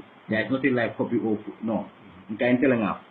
And then kabri audio ni you will la moy after statement on safe but even boy mo statement of famota definitely as kabrata I have mo jigale ya lo ko these people they have nothing against me but same boy wala janka sa muna tan ñu ko ni aje be tamu dal enim baytul lay connect ñu balal ali connection o so this is it because kabri mo tay benum kan ni ka baytul lay la ko ila question de ma bije kan do fon ko ñu ka baytul lay tela mo ne ka mo mante si jande in baytul lay fana and in do fana bije I akonye ko ha if you make a serious allegation ka Senegal think about this MFDC are you here to defend MFDC are you here to defend Senegal or what after they will it where they will it that's the fana Senegal la lo I ninka but because there was a time around the borderline na kiriko so be numpulu Nanetalo, I believe that they bulle.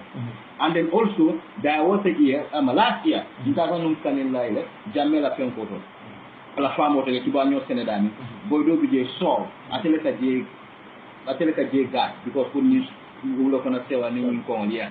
So, Ala Cartuso, me, I'll go Esto Cartuso for Mansian.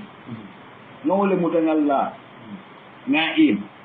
Just na letalo ke so what letalo is good because historically my river for la ñu ko la ci train la pour que na kama zakonda tapo o be se keno because na lo ne ko i feroce da bawe mo accuse dan ne whatsapp coup d'état je wol sorom so ne mo jay ku ay kilomètre ba fa la ñaari la e ñu mo pare ta combat la so this is it anu minna tan jahal akoto kabiri ye ñim days min be kela ngala ne ko iman 3 days ke 72 hours 3 days no 3 days wala ke 72 hours yole so amantan do 72 hours no okay because nata medan 72 hours la mbaf la munati na imallo yata you sudi the police to court and anu fanan still yes sama min kono ni ajibi ani wala sato do you think that it is fair na mon fair munan na imallo yata ida yesu to ECOWAS court or yesu to court you look for your own yeah long yem mutam mon nan tele jero tan ni luwa famo mental because hani kabin honorable almane jibata ke nyininka ni mu neke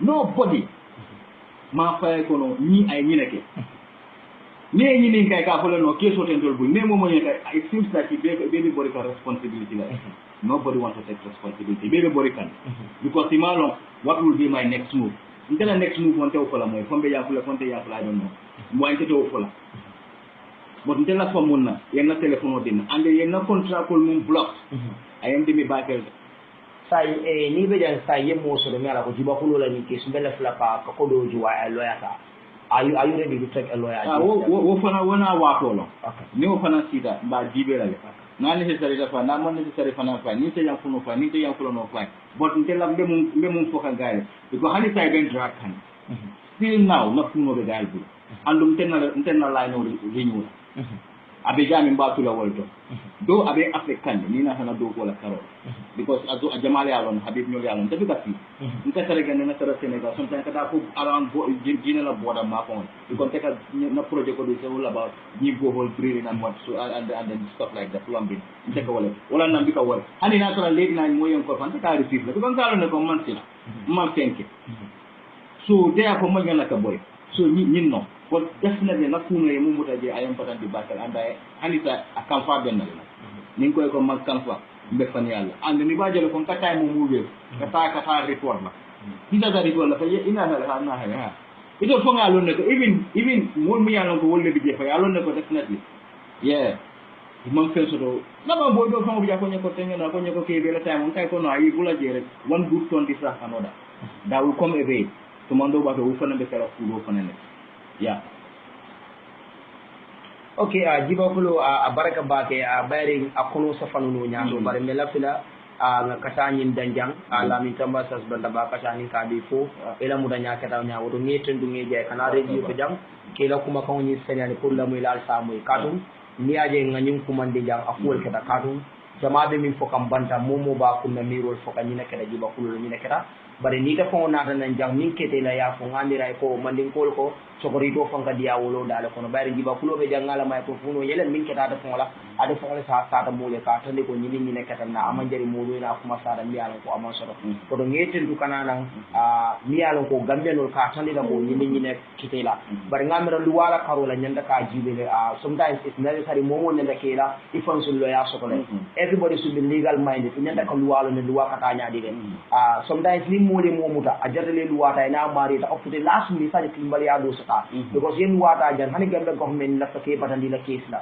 yerra so kata e ko was court kila case ni sambaje so mbel wati la mo kana mo trade ndi jam mo kana mo sina ndi jam jiba kulo hani gambe police le muta consult your lawyer ana mo le du ye fendi ye case ni da because jam constitution mo ka bor wala so mo musadis mano to yeki ka mo muta ne bula min kana mari ta ni man kila luwata stop because ne mo muta jang e tiara si fedele ko ne fa again atolle ya ko jam o mo musadis mano hani la o officially bula wala le kebale bula isi hakirutu before ni case kede ka wala ku kede ka sama ikane fon foraje andu alkam mu nkaji jang e ka oppositional le noma mali ci sene le ni fojana ni mo jang ko Gambia police force they are more of concentrating oppositions than other more finde na janne ay siyo ne abe akam barole support imamuta mo ko opposition o jay ko audio bondi ka diam Gambia police ke muta yamara Gambia police force la justice mo ke jibe ni yamin yamara mo ta fula e one side la ba and ni kala police or you should protect the lives and property of every Gambian. We are all Gambians. These oppositions can turn to become government tomorrow. Nina Rage Masakunda Nimara. Do you think that tomorrow they will not even take some of you to court? So Momo Palaso with the Bina Interior Minister, Biana IGP, in a legacy Jibe Sama. President comes and goes, but the record is still here to stay. Oto momo be barala minna, ibe police kuntiole tibak, imusojal kuntiole tibak, alinga domandoma, albe uniform kono bar alintol be bakeli fakeli. Mo kana mo nene jam masa kare kane nene yena ay mu muta ya soron. Ita be janne badi wol bije dingol bija sama, dingol fana modo se hon. Kadu ni modo kera IGP di sama ite dingol bija alo kari fama len tora. Ade joral anu nabe joka watu minna sikeno ite be kaburo kono. Oto nga domandoma e ko lumman dan tene na mandin ko yolo fo.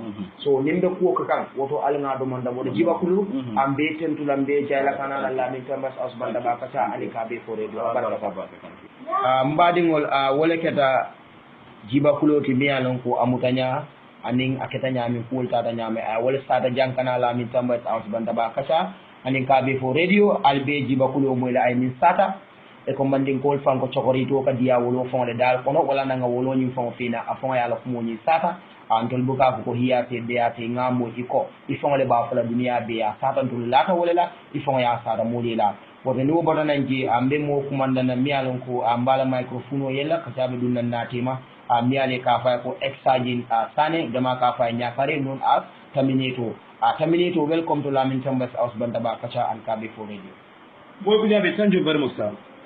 Okay abaraka bag nyakare ambe kata kuma suna dame terminator wolan ko nga moyle ko kabibe nu bodyguard yara ku jamal le dunta ji ase bodyguard kaman sa kanta ku jamal ko so de ji we ite sa min fonye no follow kabibe bodyguard ya soto yemu man toro la soto ji killing alim fulanya fana ko di in lum man soto lumina ko ila fake bay isa fo ila do ko la sama nyango konale ini mulla harmane ya anata ke nyaadile kabiye president o bala dol keje nyaadile ani mu bata dala soko buriyena in minute wato isa fem fonelo ila kantar wato kabiye kata bodi data the president demela time kata ibe state house muni mu ne kata nji ila time boy kujabi thank you very much for that question.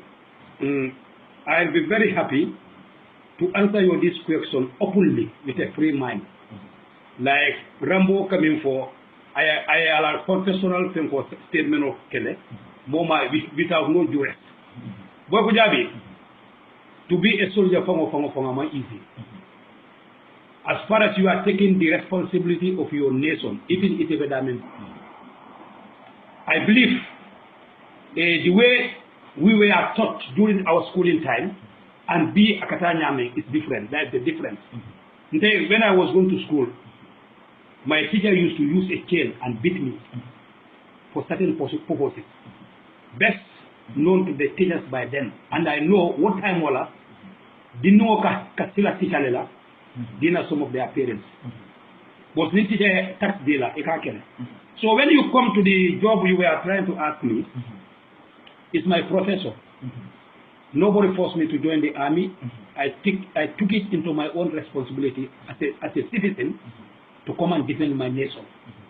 And defending the nation, you should have either smoothly or roughly. Though I was going in the army, sometimes it will be smooth, but sometimes it will be very, very rough. But I am there. I was trained. When it comes to smooth, while I was soldier, you operate in all conditions, in all climates, either moody, sunny, rainy, or what.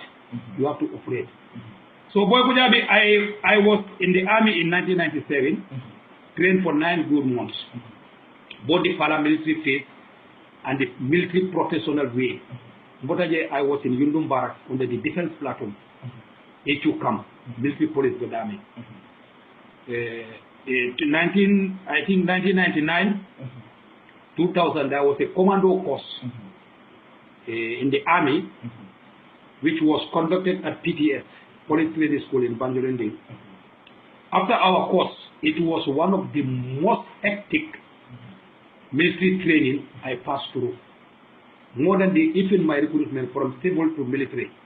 Commando course is one of the most difficult training ever I have ever passed through. Well, when they prepare me to be a commando, I can face now in any condition, either lightly or bloody or easily.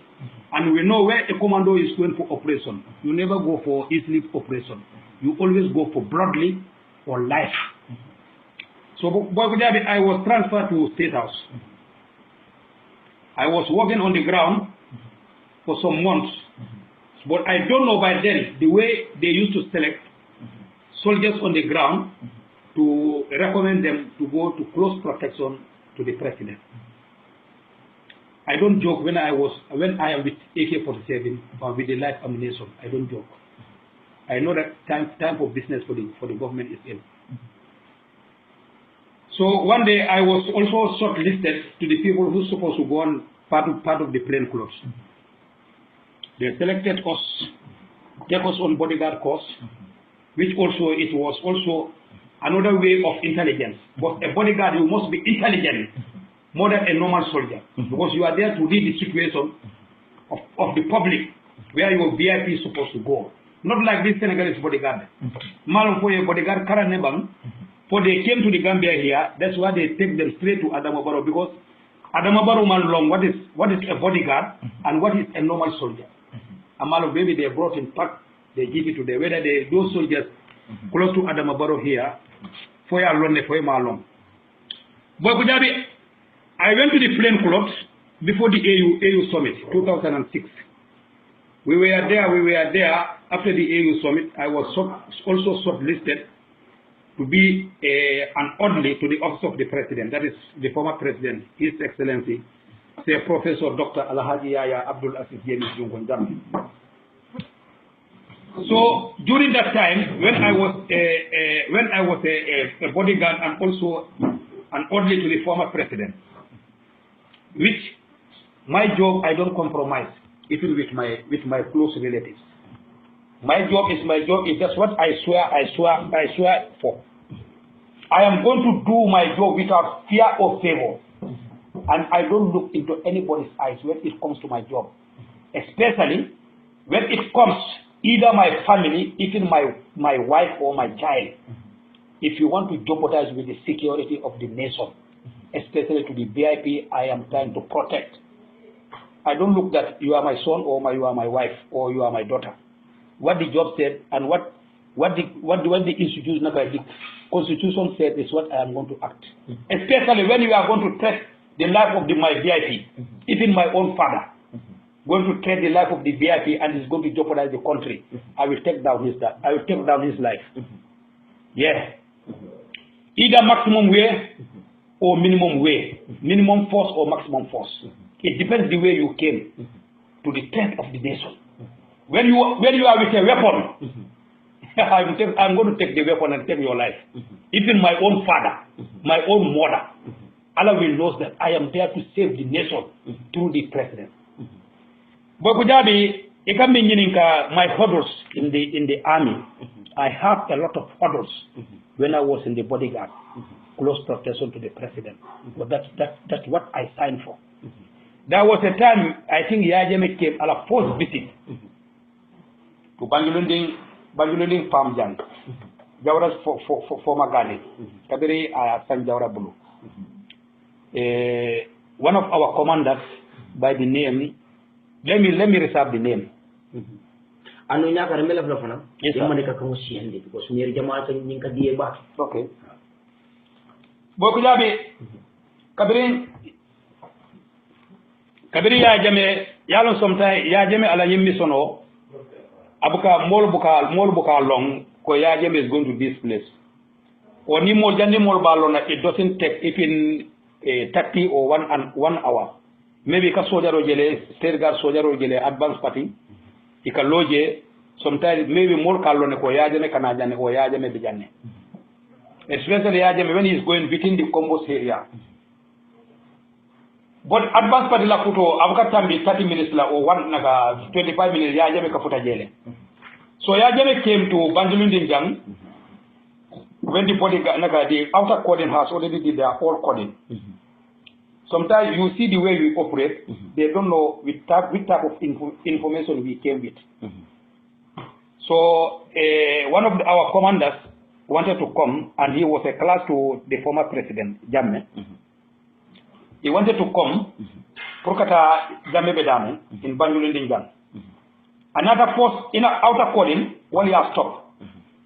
Another true Banjulunding la PTS la Kampola Komasilola. I think one day we use that road when we are going to land in Tamba Sawas Bantaga. So another jele one he has stopped. Koyajem is already in the garden. You cannot go there. I gave push and pull, he didn't penetrate. He came, he met me standing at the main road. The main junction to Banjulundi Naka PTS. I was there guiding the vehicle and also observing the people who are coming in. Another, he want to go inside. No, the president is already there. If you can stand here and wait for him, Nabi Fintla, I'll say no control because he will eventually stand because Alamoto Bijame. He want to go exactly where he is.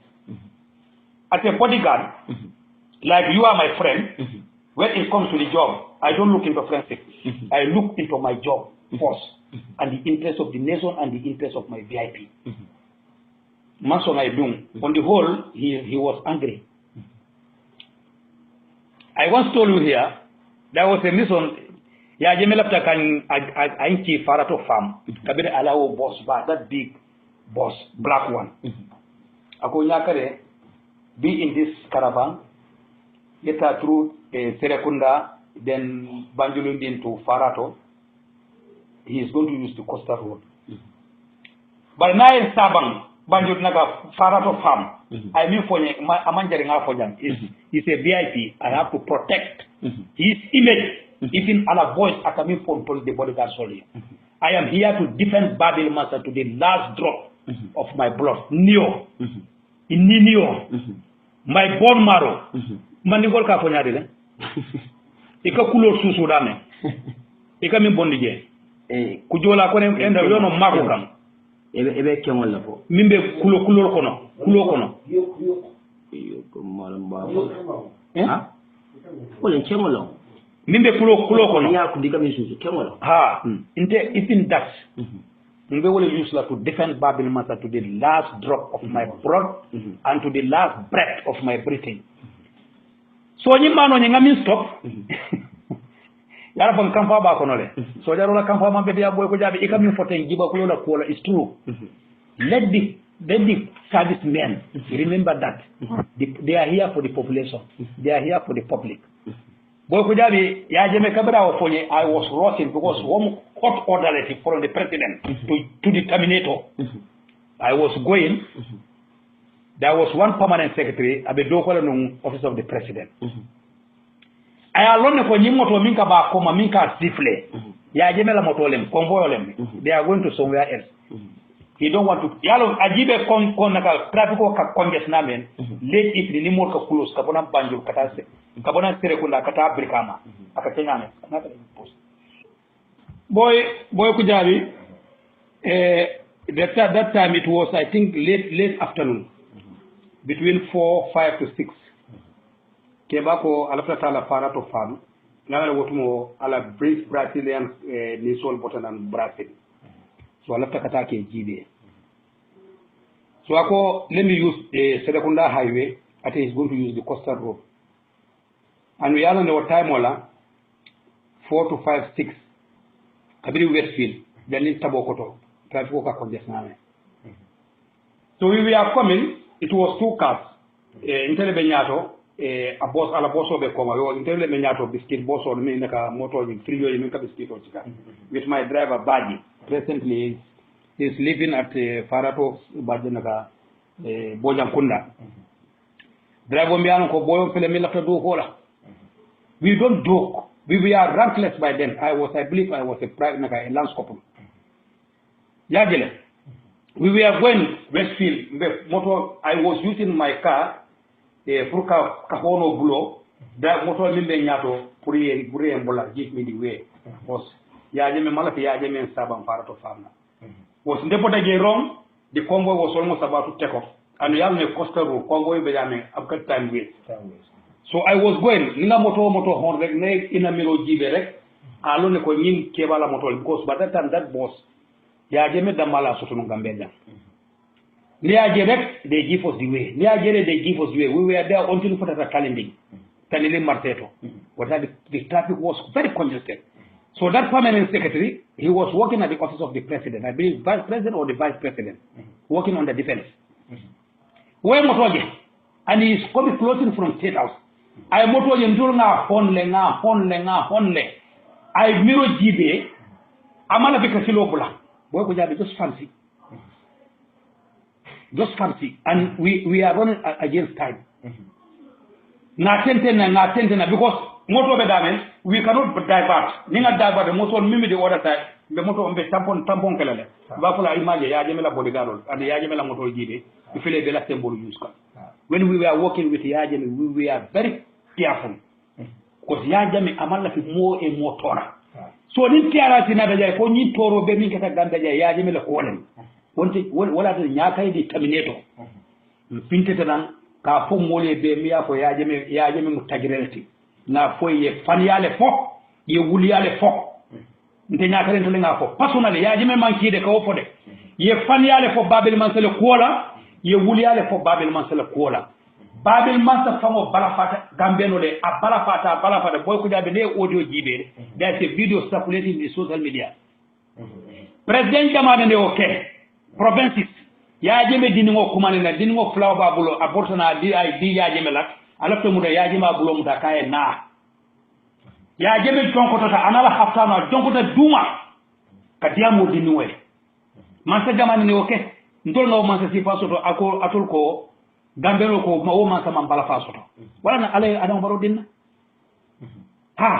yaje le boy so we were going holding this guy all this guy amala bika silobola na tentena popika deli Johnson trafiko yorata dom was almost close to Tabokoto akwa akasilole bula kabira silobola nan kayna drago je bantambili akanata nte famole jita nyakare na drago taraji I know he's a permanent secretary because amike aninna doko mantani wala na sabana moto kono ala samoto dolonta je na samara ngati na moto kono ngata up to Banjul police station ngaji ni ko Banjul police station ko take care of him because itol meme do ko law masa kunde itol na nyanta mol buñala pour mol yalon ko go ñimu bantalati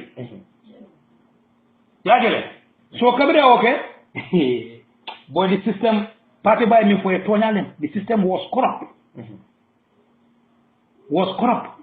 babil mansa ya trade by all me ni momo be dogola ala je kana ya je meje ala le ka joro ke ya je me will only promote you tell you thank you sometimes ya Yajame will promote you, tell you thank you when you are doing a nonsense job against his development.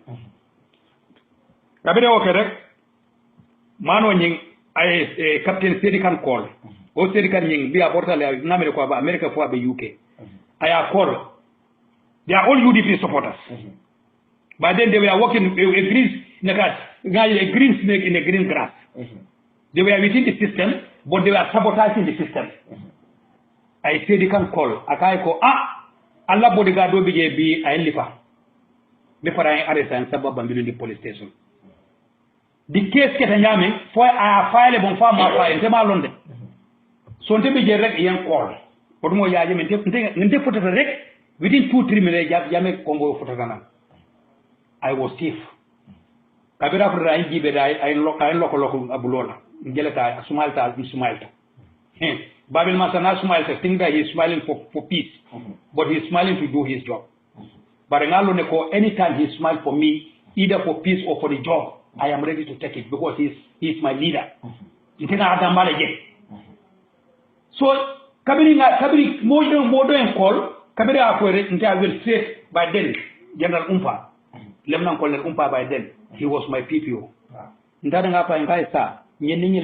During my coming to the way. Ako alenga ha bana bana ako ite manyara inyanta samra nga jufara yani ko no I did what I was supposed to do I arrest him take him to the police station ngamere loi wole ko boy ko jabi e ciro tabin koma babel ma sama londe nte futata ngamisono ban on it was on a Friday ngamisono ban rom nte futata state house yen ko chakat sen samba fajara barak yen soro Jaba Makalanta. Yen on Friday, Saturday, Sunday, Monday, Tuesday, Wednesday, Thursday. Yalone ko weekend okono. Likely the big one we go to Kanila and naman tejerong abe yini kala wise nyakare. Itata yembondina. So wodu mo kabin tane soron diro. So yimmano ni ngami stop. Tukana kebala kabera na rabangilo ndinja. That commander. Ye program ota. Iko why should I beat a permanent secretary? So they are going to charge me not a court martial. Marcel was part of the people who were called, but then Marcel was the CDS. So it means that they were within them, but they were trying to safeguard. Ila UDP call, I will mention the party particularly. I don't have any grievances against UDP. They were trying to guard their people who were working to Gambia by then. So coming on the Thursday, that back on an coup nata. Friday, likely we went to Kanilai. They were preparing my files to go to the court martial in Temalo. So military police, ni soldier on the court martial, military police leke charge. So among the system, the military police, somebody called one of my commander, a sergeant by then. When commander, akonya karen ko yesa. Ako do remember ilaw program kabirin kiaba ko e boso samba. You use secondary highway. Itata farato farm kaya. Aka ilaw problem o ini o permanent. Anu permanent secretary kabirin instead of keda. Ngaji state house. I used to greet him. What greet him that time? I didn't have any problem with him. Ninga control, he just smiled with me, a smiling face. But in his heart, I know what he was concealing. But I don't care because I did my job already. So at the jama defense la file ninka image kata chebaya atileka image. So another he wrote a file against me to the president. Because I am the one who is harassing ya jemela dokula. Yes. On the whole that file the pong nga samba chebaya malu mu file ka ba entra pa ngana file pong le sala. So on this thing it was been according Iko even Sabara court martial. But I was part of the system, the bodyguard. But I was part of the bodyguard, but Mantra Odliala. Then you Samba Juna. Yes, Samba court martial and Sorom. If a stemol usla, and Sorom. So Umpa Kabiri Umpalo, one day, Fenge, said the modulo, Umpa was standing, said the Modica, Nakare, from here, I didn't care about the office. You have to go to the headquarters to answer some of the questions. Umpaya boy. Umpa was very angry on that day. Ako Nakare answer because of what? I hope my secretary Milipa guy ha. Akai do not Nyakare by right, he's supposed to fire at him. Nyakare ayala naka minimum force le use. But by right, Nyakare is supposed to use maximum force. Only by shooting, busting the tire, or I disable him, not pistol. I am a very good marksman in firing the pistol.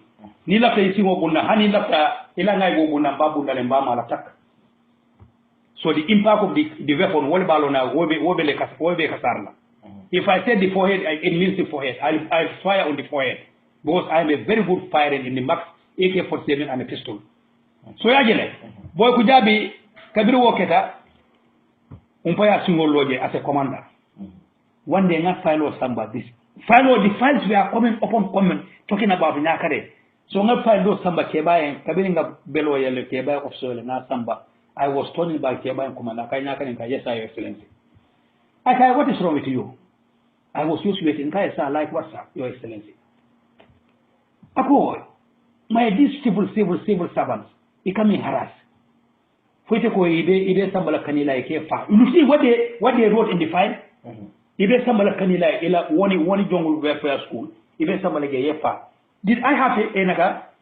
a graveyard where I used to benaka pour kamur sare naka bere da member ngai sa I don't understand your excellency I file ojiba akara ako yajibe min sa pe itela kola ngai sa I will never lie to you iteni television alale be kelanti seloti ngai I should have come and tell you but I have a chain of command kabrinyin ko kata I explain this to umpa ngai this is what this permanent secretary has to do kabiriye I remind him kabiriye boso dinna ani funaka biscuit moto pour nga samba farato fam and you told me something ako ye I can remember ngai niente sabanu je mun be kala afama sumaita ako okay no problem ta I call me the state guard commander that was ceremony by then Rumo ceremony came to Wadna Beach Rumo kebaye Wadna Beach aba santan kan ka fenkol fi the palm trees so malon kabiri ceremony nata malon ani keba diam taje munela boko jabe tena doko I don't compromise the state issue I don't compromise so abije one day kabiri yen transfer from state house yen samba fajara barracks this guy I have to call the name by passing ikakuma the jagai from Mandinari he was the PPO to the former vice president Dr. Atesila Sedi I introduced the vice president in Fajara aka nyakare fele dokulal fele bar modi dunte ni keba tema ya jemala dokulal kendo mbiaron ko they never compromise with the security of the state it had a jump because I was looking back then they were trying to put more bondi keba bala mbiaron ko nonsense so we will never compromise even without our ranks Doko, compromise this security come, you don't look into your ranks. Sometimes these commanders will make a crumble sort of. Wole ka compromise, wole we are politician will use against the state like General Bali. General Bali, when he was a sergeant, Molma after. Like Nibe Doko la boy Kojabi. It will be if people want to compromise, some of the parents want to compromise like in the capo ndingo de a hakilo ba mambeti abate. Nlafta purke koso kodola watu wa na examonata. You can force pipe le diala. Will you do it? No.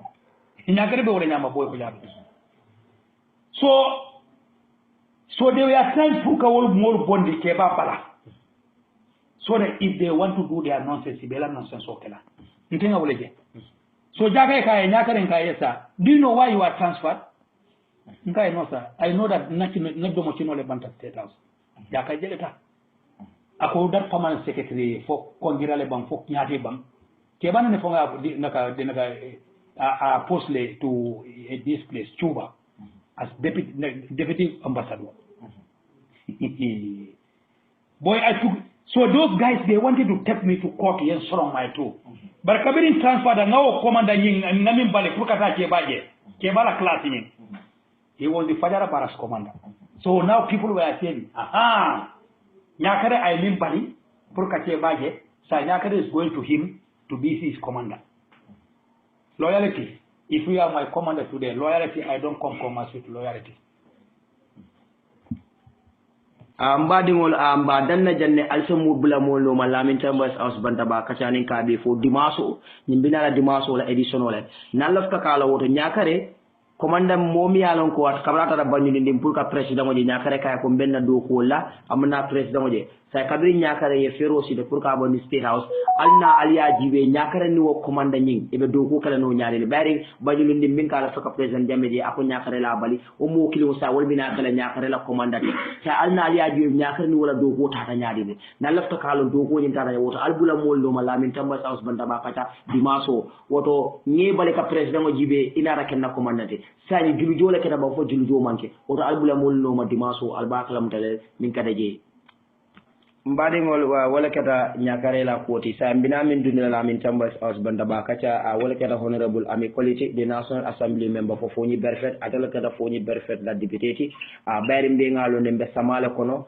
andu mbiyegalo mbe sene watole kono honorable naam welcome to lamin tambas aus banda ba kaca anin kaɓe fo radio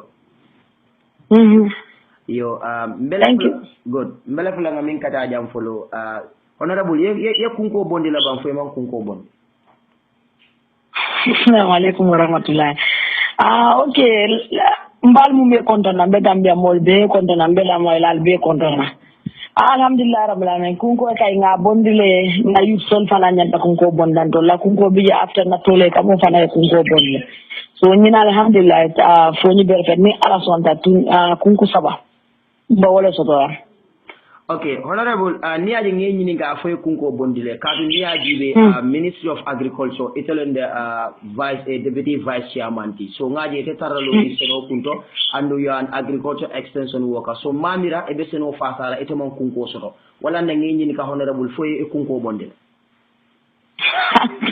hanga nga kunko bonda ndala agriculture kana agriculture mbuka dang seno damala nka skill work dol fanankele mi yalan ko comme fay nder muso fana buka sino to ye depend ko kilinto dum fananka wala sensitize musol be la Gambia musol be so daji ka sitake kane e sembe ko kilina ne kudo ke yet kudo ke science ale nga food processing bang benun ka kaba jamle process kunun ka bidim boda conference dula de be sedana njita na kaba sang nada konton kola ndata nga wala process nga san 300 nga process nga 800 soto je so yajele so ni boto sang fana ka ko di jama soto sometimes inta kaba san na sia nga musol kumani nga jindibal londe nga process ni nga process one processing nga 11,000 soto wow so woda madam ni musol ka o fayim do kay kajele ibulo hani imanke na patriotism bare ibe fan de mano la demanding ila haji ndingol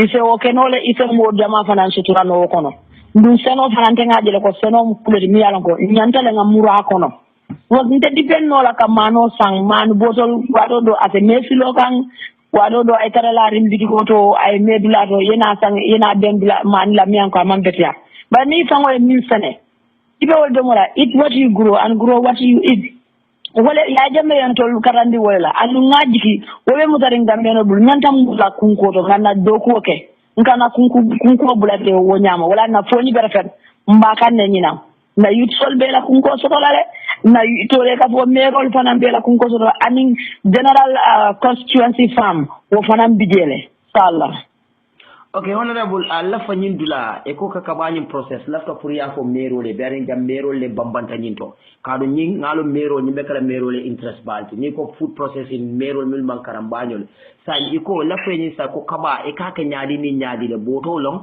fo kalero anu niya ke be jele sotol bayri mbama nyol buke da ke nyin kaba processing ko e sa fu no ni mbandi ka ko ya ke demanding pour merole ya fami sa je sama e se la kabal kumasi ka dada e profito so yalo jam different jam le biye ite mixed fruit jam kasotole anim fana tomato jam kadadanole ye mentangol je wato do ne mentangol soto asiata musol ka mentangol wato ni asamba fayndrol de ka price beto soto je so wato do akatale fu mentangol asiata ka pane wato like 700 or like 75 abinga moy wolu ngom balole janita fang 75 mentem pano o 100 as o 150 o man na soto so ni o process hani mentango ya process kake tomato jamti oto yake ketchup sometimes ikatale foi kam soto ya ka 5,000 sile or 7,000 ikata to mi wasi like 75 profit obje so kaba jam comme ka kabata ka mandi domoroti miano ko asesino sanji pula sanji sabati tinyala gos kabadi ngo min mota ita mota la ay kare sabasi warnta kare lulu amantiñe bulo ko bandi ayele mandi you add the value wala nanka for value addition or value change. So ni ika dadar nya fanan comme ni kaba stang akaba mate ika kalero kule kalero fanan ibe min tala ka tabiro ka manya na kala kalero nyanko kani nobe kala je wanda ye dura o tabi kalero minna nyo ka doro ibaje la kano be fenyila yo tana ibe tabiro ita min kana tabiro manya na sera fo mala sera fo is so sensitive miani fo tabi akatariala ka fenya kono. So ibe kalero min kula na kula fa fenya ye kalero lo dimbato wanyama imanta jikala je fo abe jakos e kabate kabata ni bate la ba mekso banko kana taraje no hani pen no fen kana taraje fa be senya ya so kalero kono wanyama ni ya so kalero kono ibe karla kama gos kabata na kuma saka fajire ka jela ka jiyo bonni so ba mekso la ala o jiyo ka tala do man fani o jiyo tala do ko sukuro fana na yelo nda fana ka jiyo sotole so be kaba folo la jiyo le talala yake dimba ko fana talata yana sukuro meso yake je meso men la quantity aka depend kaba yen min soto wala quantity be nyame ami sukuro quantity ngata ka tanya o nyama so ni yake je ibala malale ibaje la sukuro fana be yeluna so always sukuro na dunta je wadu mila so ila yela mandro manya na lezila ni lezila doro aka sidu mala anu na sita duma doro sukuro instant aka janele na janeta doro ila tabiro katinyala na man kunia abe kudo tintenira so always nyantala kama ni amaro ka jela sukuro aka faji ka tisanto iba kala ngonya fo sukuro la fajo eta fa tenkaya so ni ala ka lonko asita le jamto otumoni o jaro dundi kono to yawulindiro abuka kariya ka jolong sa kuma saka tik otumole kalo ela kaba jamni amuta tale it's a certificate demanding wala lemna kumu keso wala lemna kumu jima bare demanding ni ido ko laji because spend kata kumoti ni yake dimba ko do ala kumola quantity katalale so to add that value the quantity of sawani pour ala kumu demanding ika penko certificate demanding waranta lemna kumu jima minka was bitikoto ya demanding suma yake je ye essence keje anin sukuro walem ala fenko tan ikaba jam nyanta kan minsuro so ni lafta isake no kabo kono kabo fana iba kula le fay senia ya fajindi ni ya fajindi kaba jam kandingo kabo fana be min bonni la ala kalera do kono ya fajindi la wo kandiringo ya sodi wo kono ya soro ni aje ka kabo fajindi to kill all the bacteria because in the Gambia mutolman factory toto minga nyimme kabo fenke dada so at times nten kata le fo Senegal ka kabo san kana ka ke waranta ngata marseto ngakabol sanje ngajosi ngakajindi ngana kuberol sang dulado do kuber mun ka kuber kuto wat kuber kilin tender so hani wo be ni processing ke hani wo be e ka profit sotole yena ila packaging material sol be dada ya label kuke ye ito ke ye la business brand ke it's so nice ikaje ka customer soto everywhere yeah. Honorable apeti abata because jenaba so bijan jandabe kala muso miyalon ko amantariya do ko la barila ni tumando ngalon ka kabata ko daga ay profito so ja fanam bo mutalano kule honorable panelistol bin be bijam mo be babulo ke ka datole ka dum ms ka ka poltri le ke wolon ka sisel maliyande batumando abe nyim fu kala kule sada na mantare moy ka ta fole ko ms nyol bebe la moy kan jana panelistol bayrin janga sisel maliyande lal so janne anga moltele jana miyala wol ka safuno le da dolbi je wol man fenno na man ka diamoni karam bare itela nyin katala national assembly member the same time fone ka food processing kala wolon ka domoro nyi mutaka dada miyala ko ata tinyala abe kodo dire na fulba woto baajala be mbañol ma ko ila yo min bada woto honorable lefa kami foy demba sabal mi mo ministry of agriculture woto ngamra demba nyanta kanyimi wala def woto isafu demba ko kana diamo demba ke demba fana kunko bondi lefa ka demba fana na kunko jele ngaji be fada fana ikanyimi ke fado kesete la no jele ngaji be nemo ko demba babal nyaade network ko mantara mbere yaay kam fam pour ka mo ay sen demba na la ko ay na karandi food processing na thank you very much mol fa ko demba sabal ministry of agriculture sa fo demba ko afana kunko bonde because ni kata molla seno bunda be bije aman ken ne kaya mutoti ino afana nyaka kala kunko bonde a tandi molla ko seno aya minne wodo alnda kami ke député modo minister of agriculture iman kunko bonde man na ko bon ala fo ay fonyo kadi tata fo la mole ngata kunko bonde tabe ci office yalo wino woman fe akodi nko ni naga agroforestry body nan grafting ko itam demba marno na fona na danga karandi ika boarding kenyame ika drafting kenyame ani ika layering kenyame comme buyabo isa ala tro soto no buyaba bulo fango bala yatara manke so fango ta kafi isa soto no buyabo la branch fango bala isa tro fango bondinoje yata yatiku without using the seed dama ngalo na ko ta mama ono nana da body dan grafting amano nana ta ay nana ngakara nuwa yo fulol dun ka be yango sotole anu wado do ka bal ni sol tale ke samba bato ika ko jiyo mi buru wado time to time ke samba ka ko jiyo mi yalo wado do fulol ka okele so ni sol ni fama da ko ji ni ngolo sometimes ni ta da wol ken min ne fo ni me break do ken min ne fo ni fura da soko do ka fale wala dinga is advisable for an agriculturist momi yalan ko mis maralalen yel licking stone kada da nyame no da do itala no ila misola koreto do ikana ka licking stone min new ya tara me fan disco fanke samba bato de manjaro wo mo si val fona na action mi ta ngakara ni licking stone fa kada da nyame ni metol be mantara la site honorable abedi abatale yin fongo amanya na ganda demba mat hani baro fonga nyanda ka dunde nga seno ka kana ta facebook ya abundi baro fonga nyanda seno muta because ita fola mole ko al nga seno ka mole wula tol kasi office ni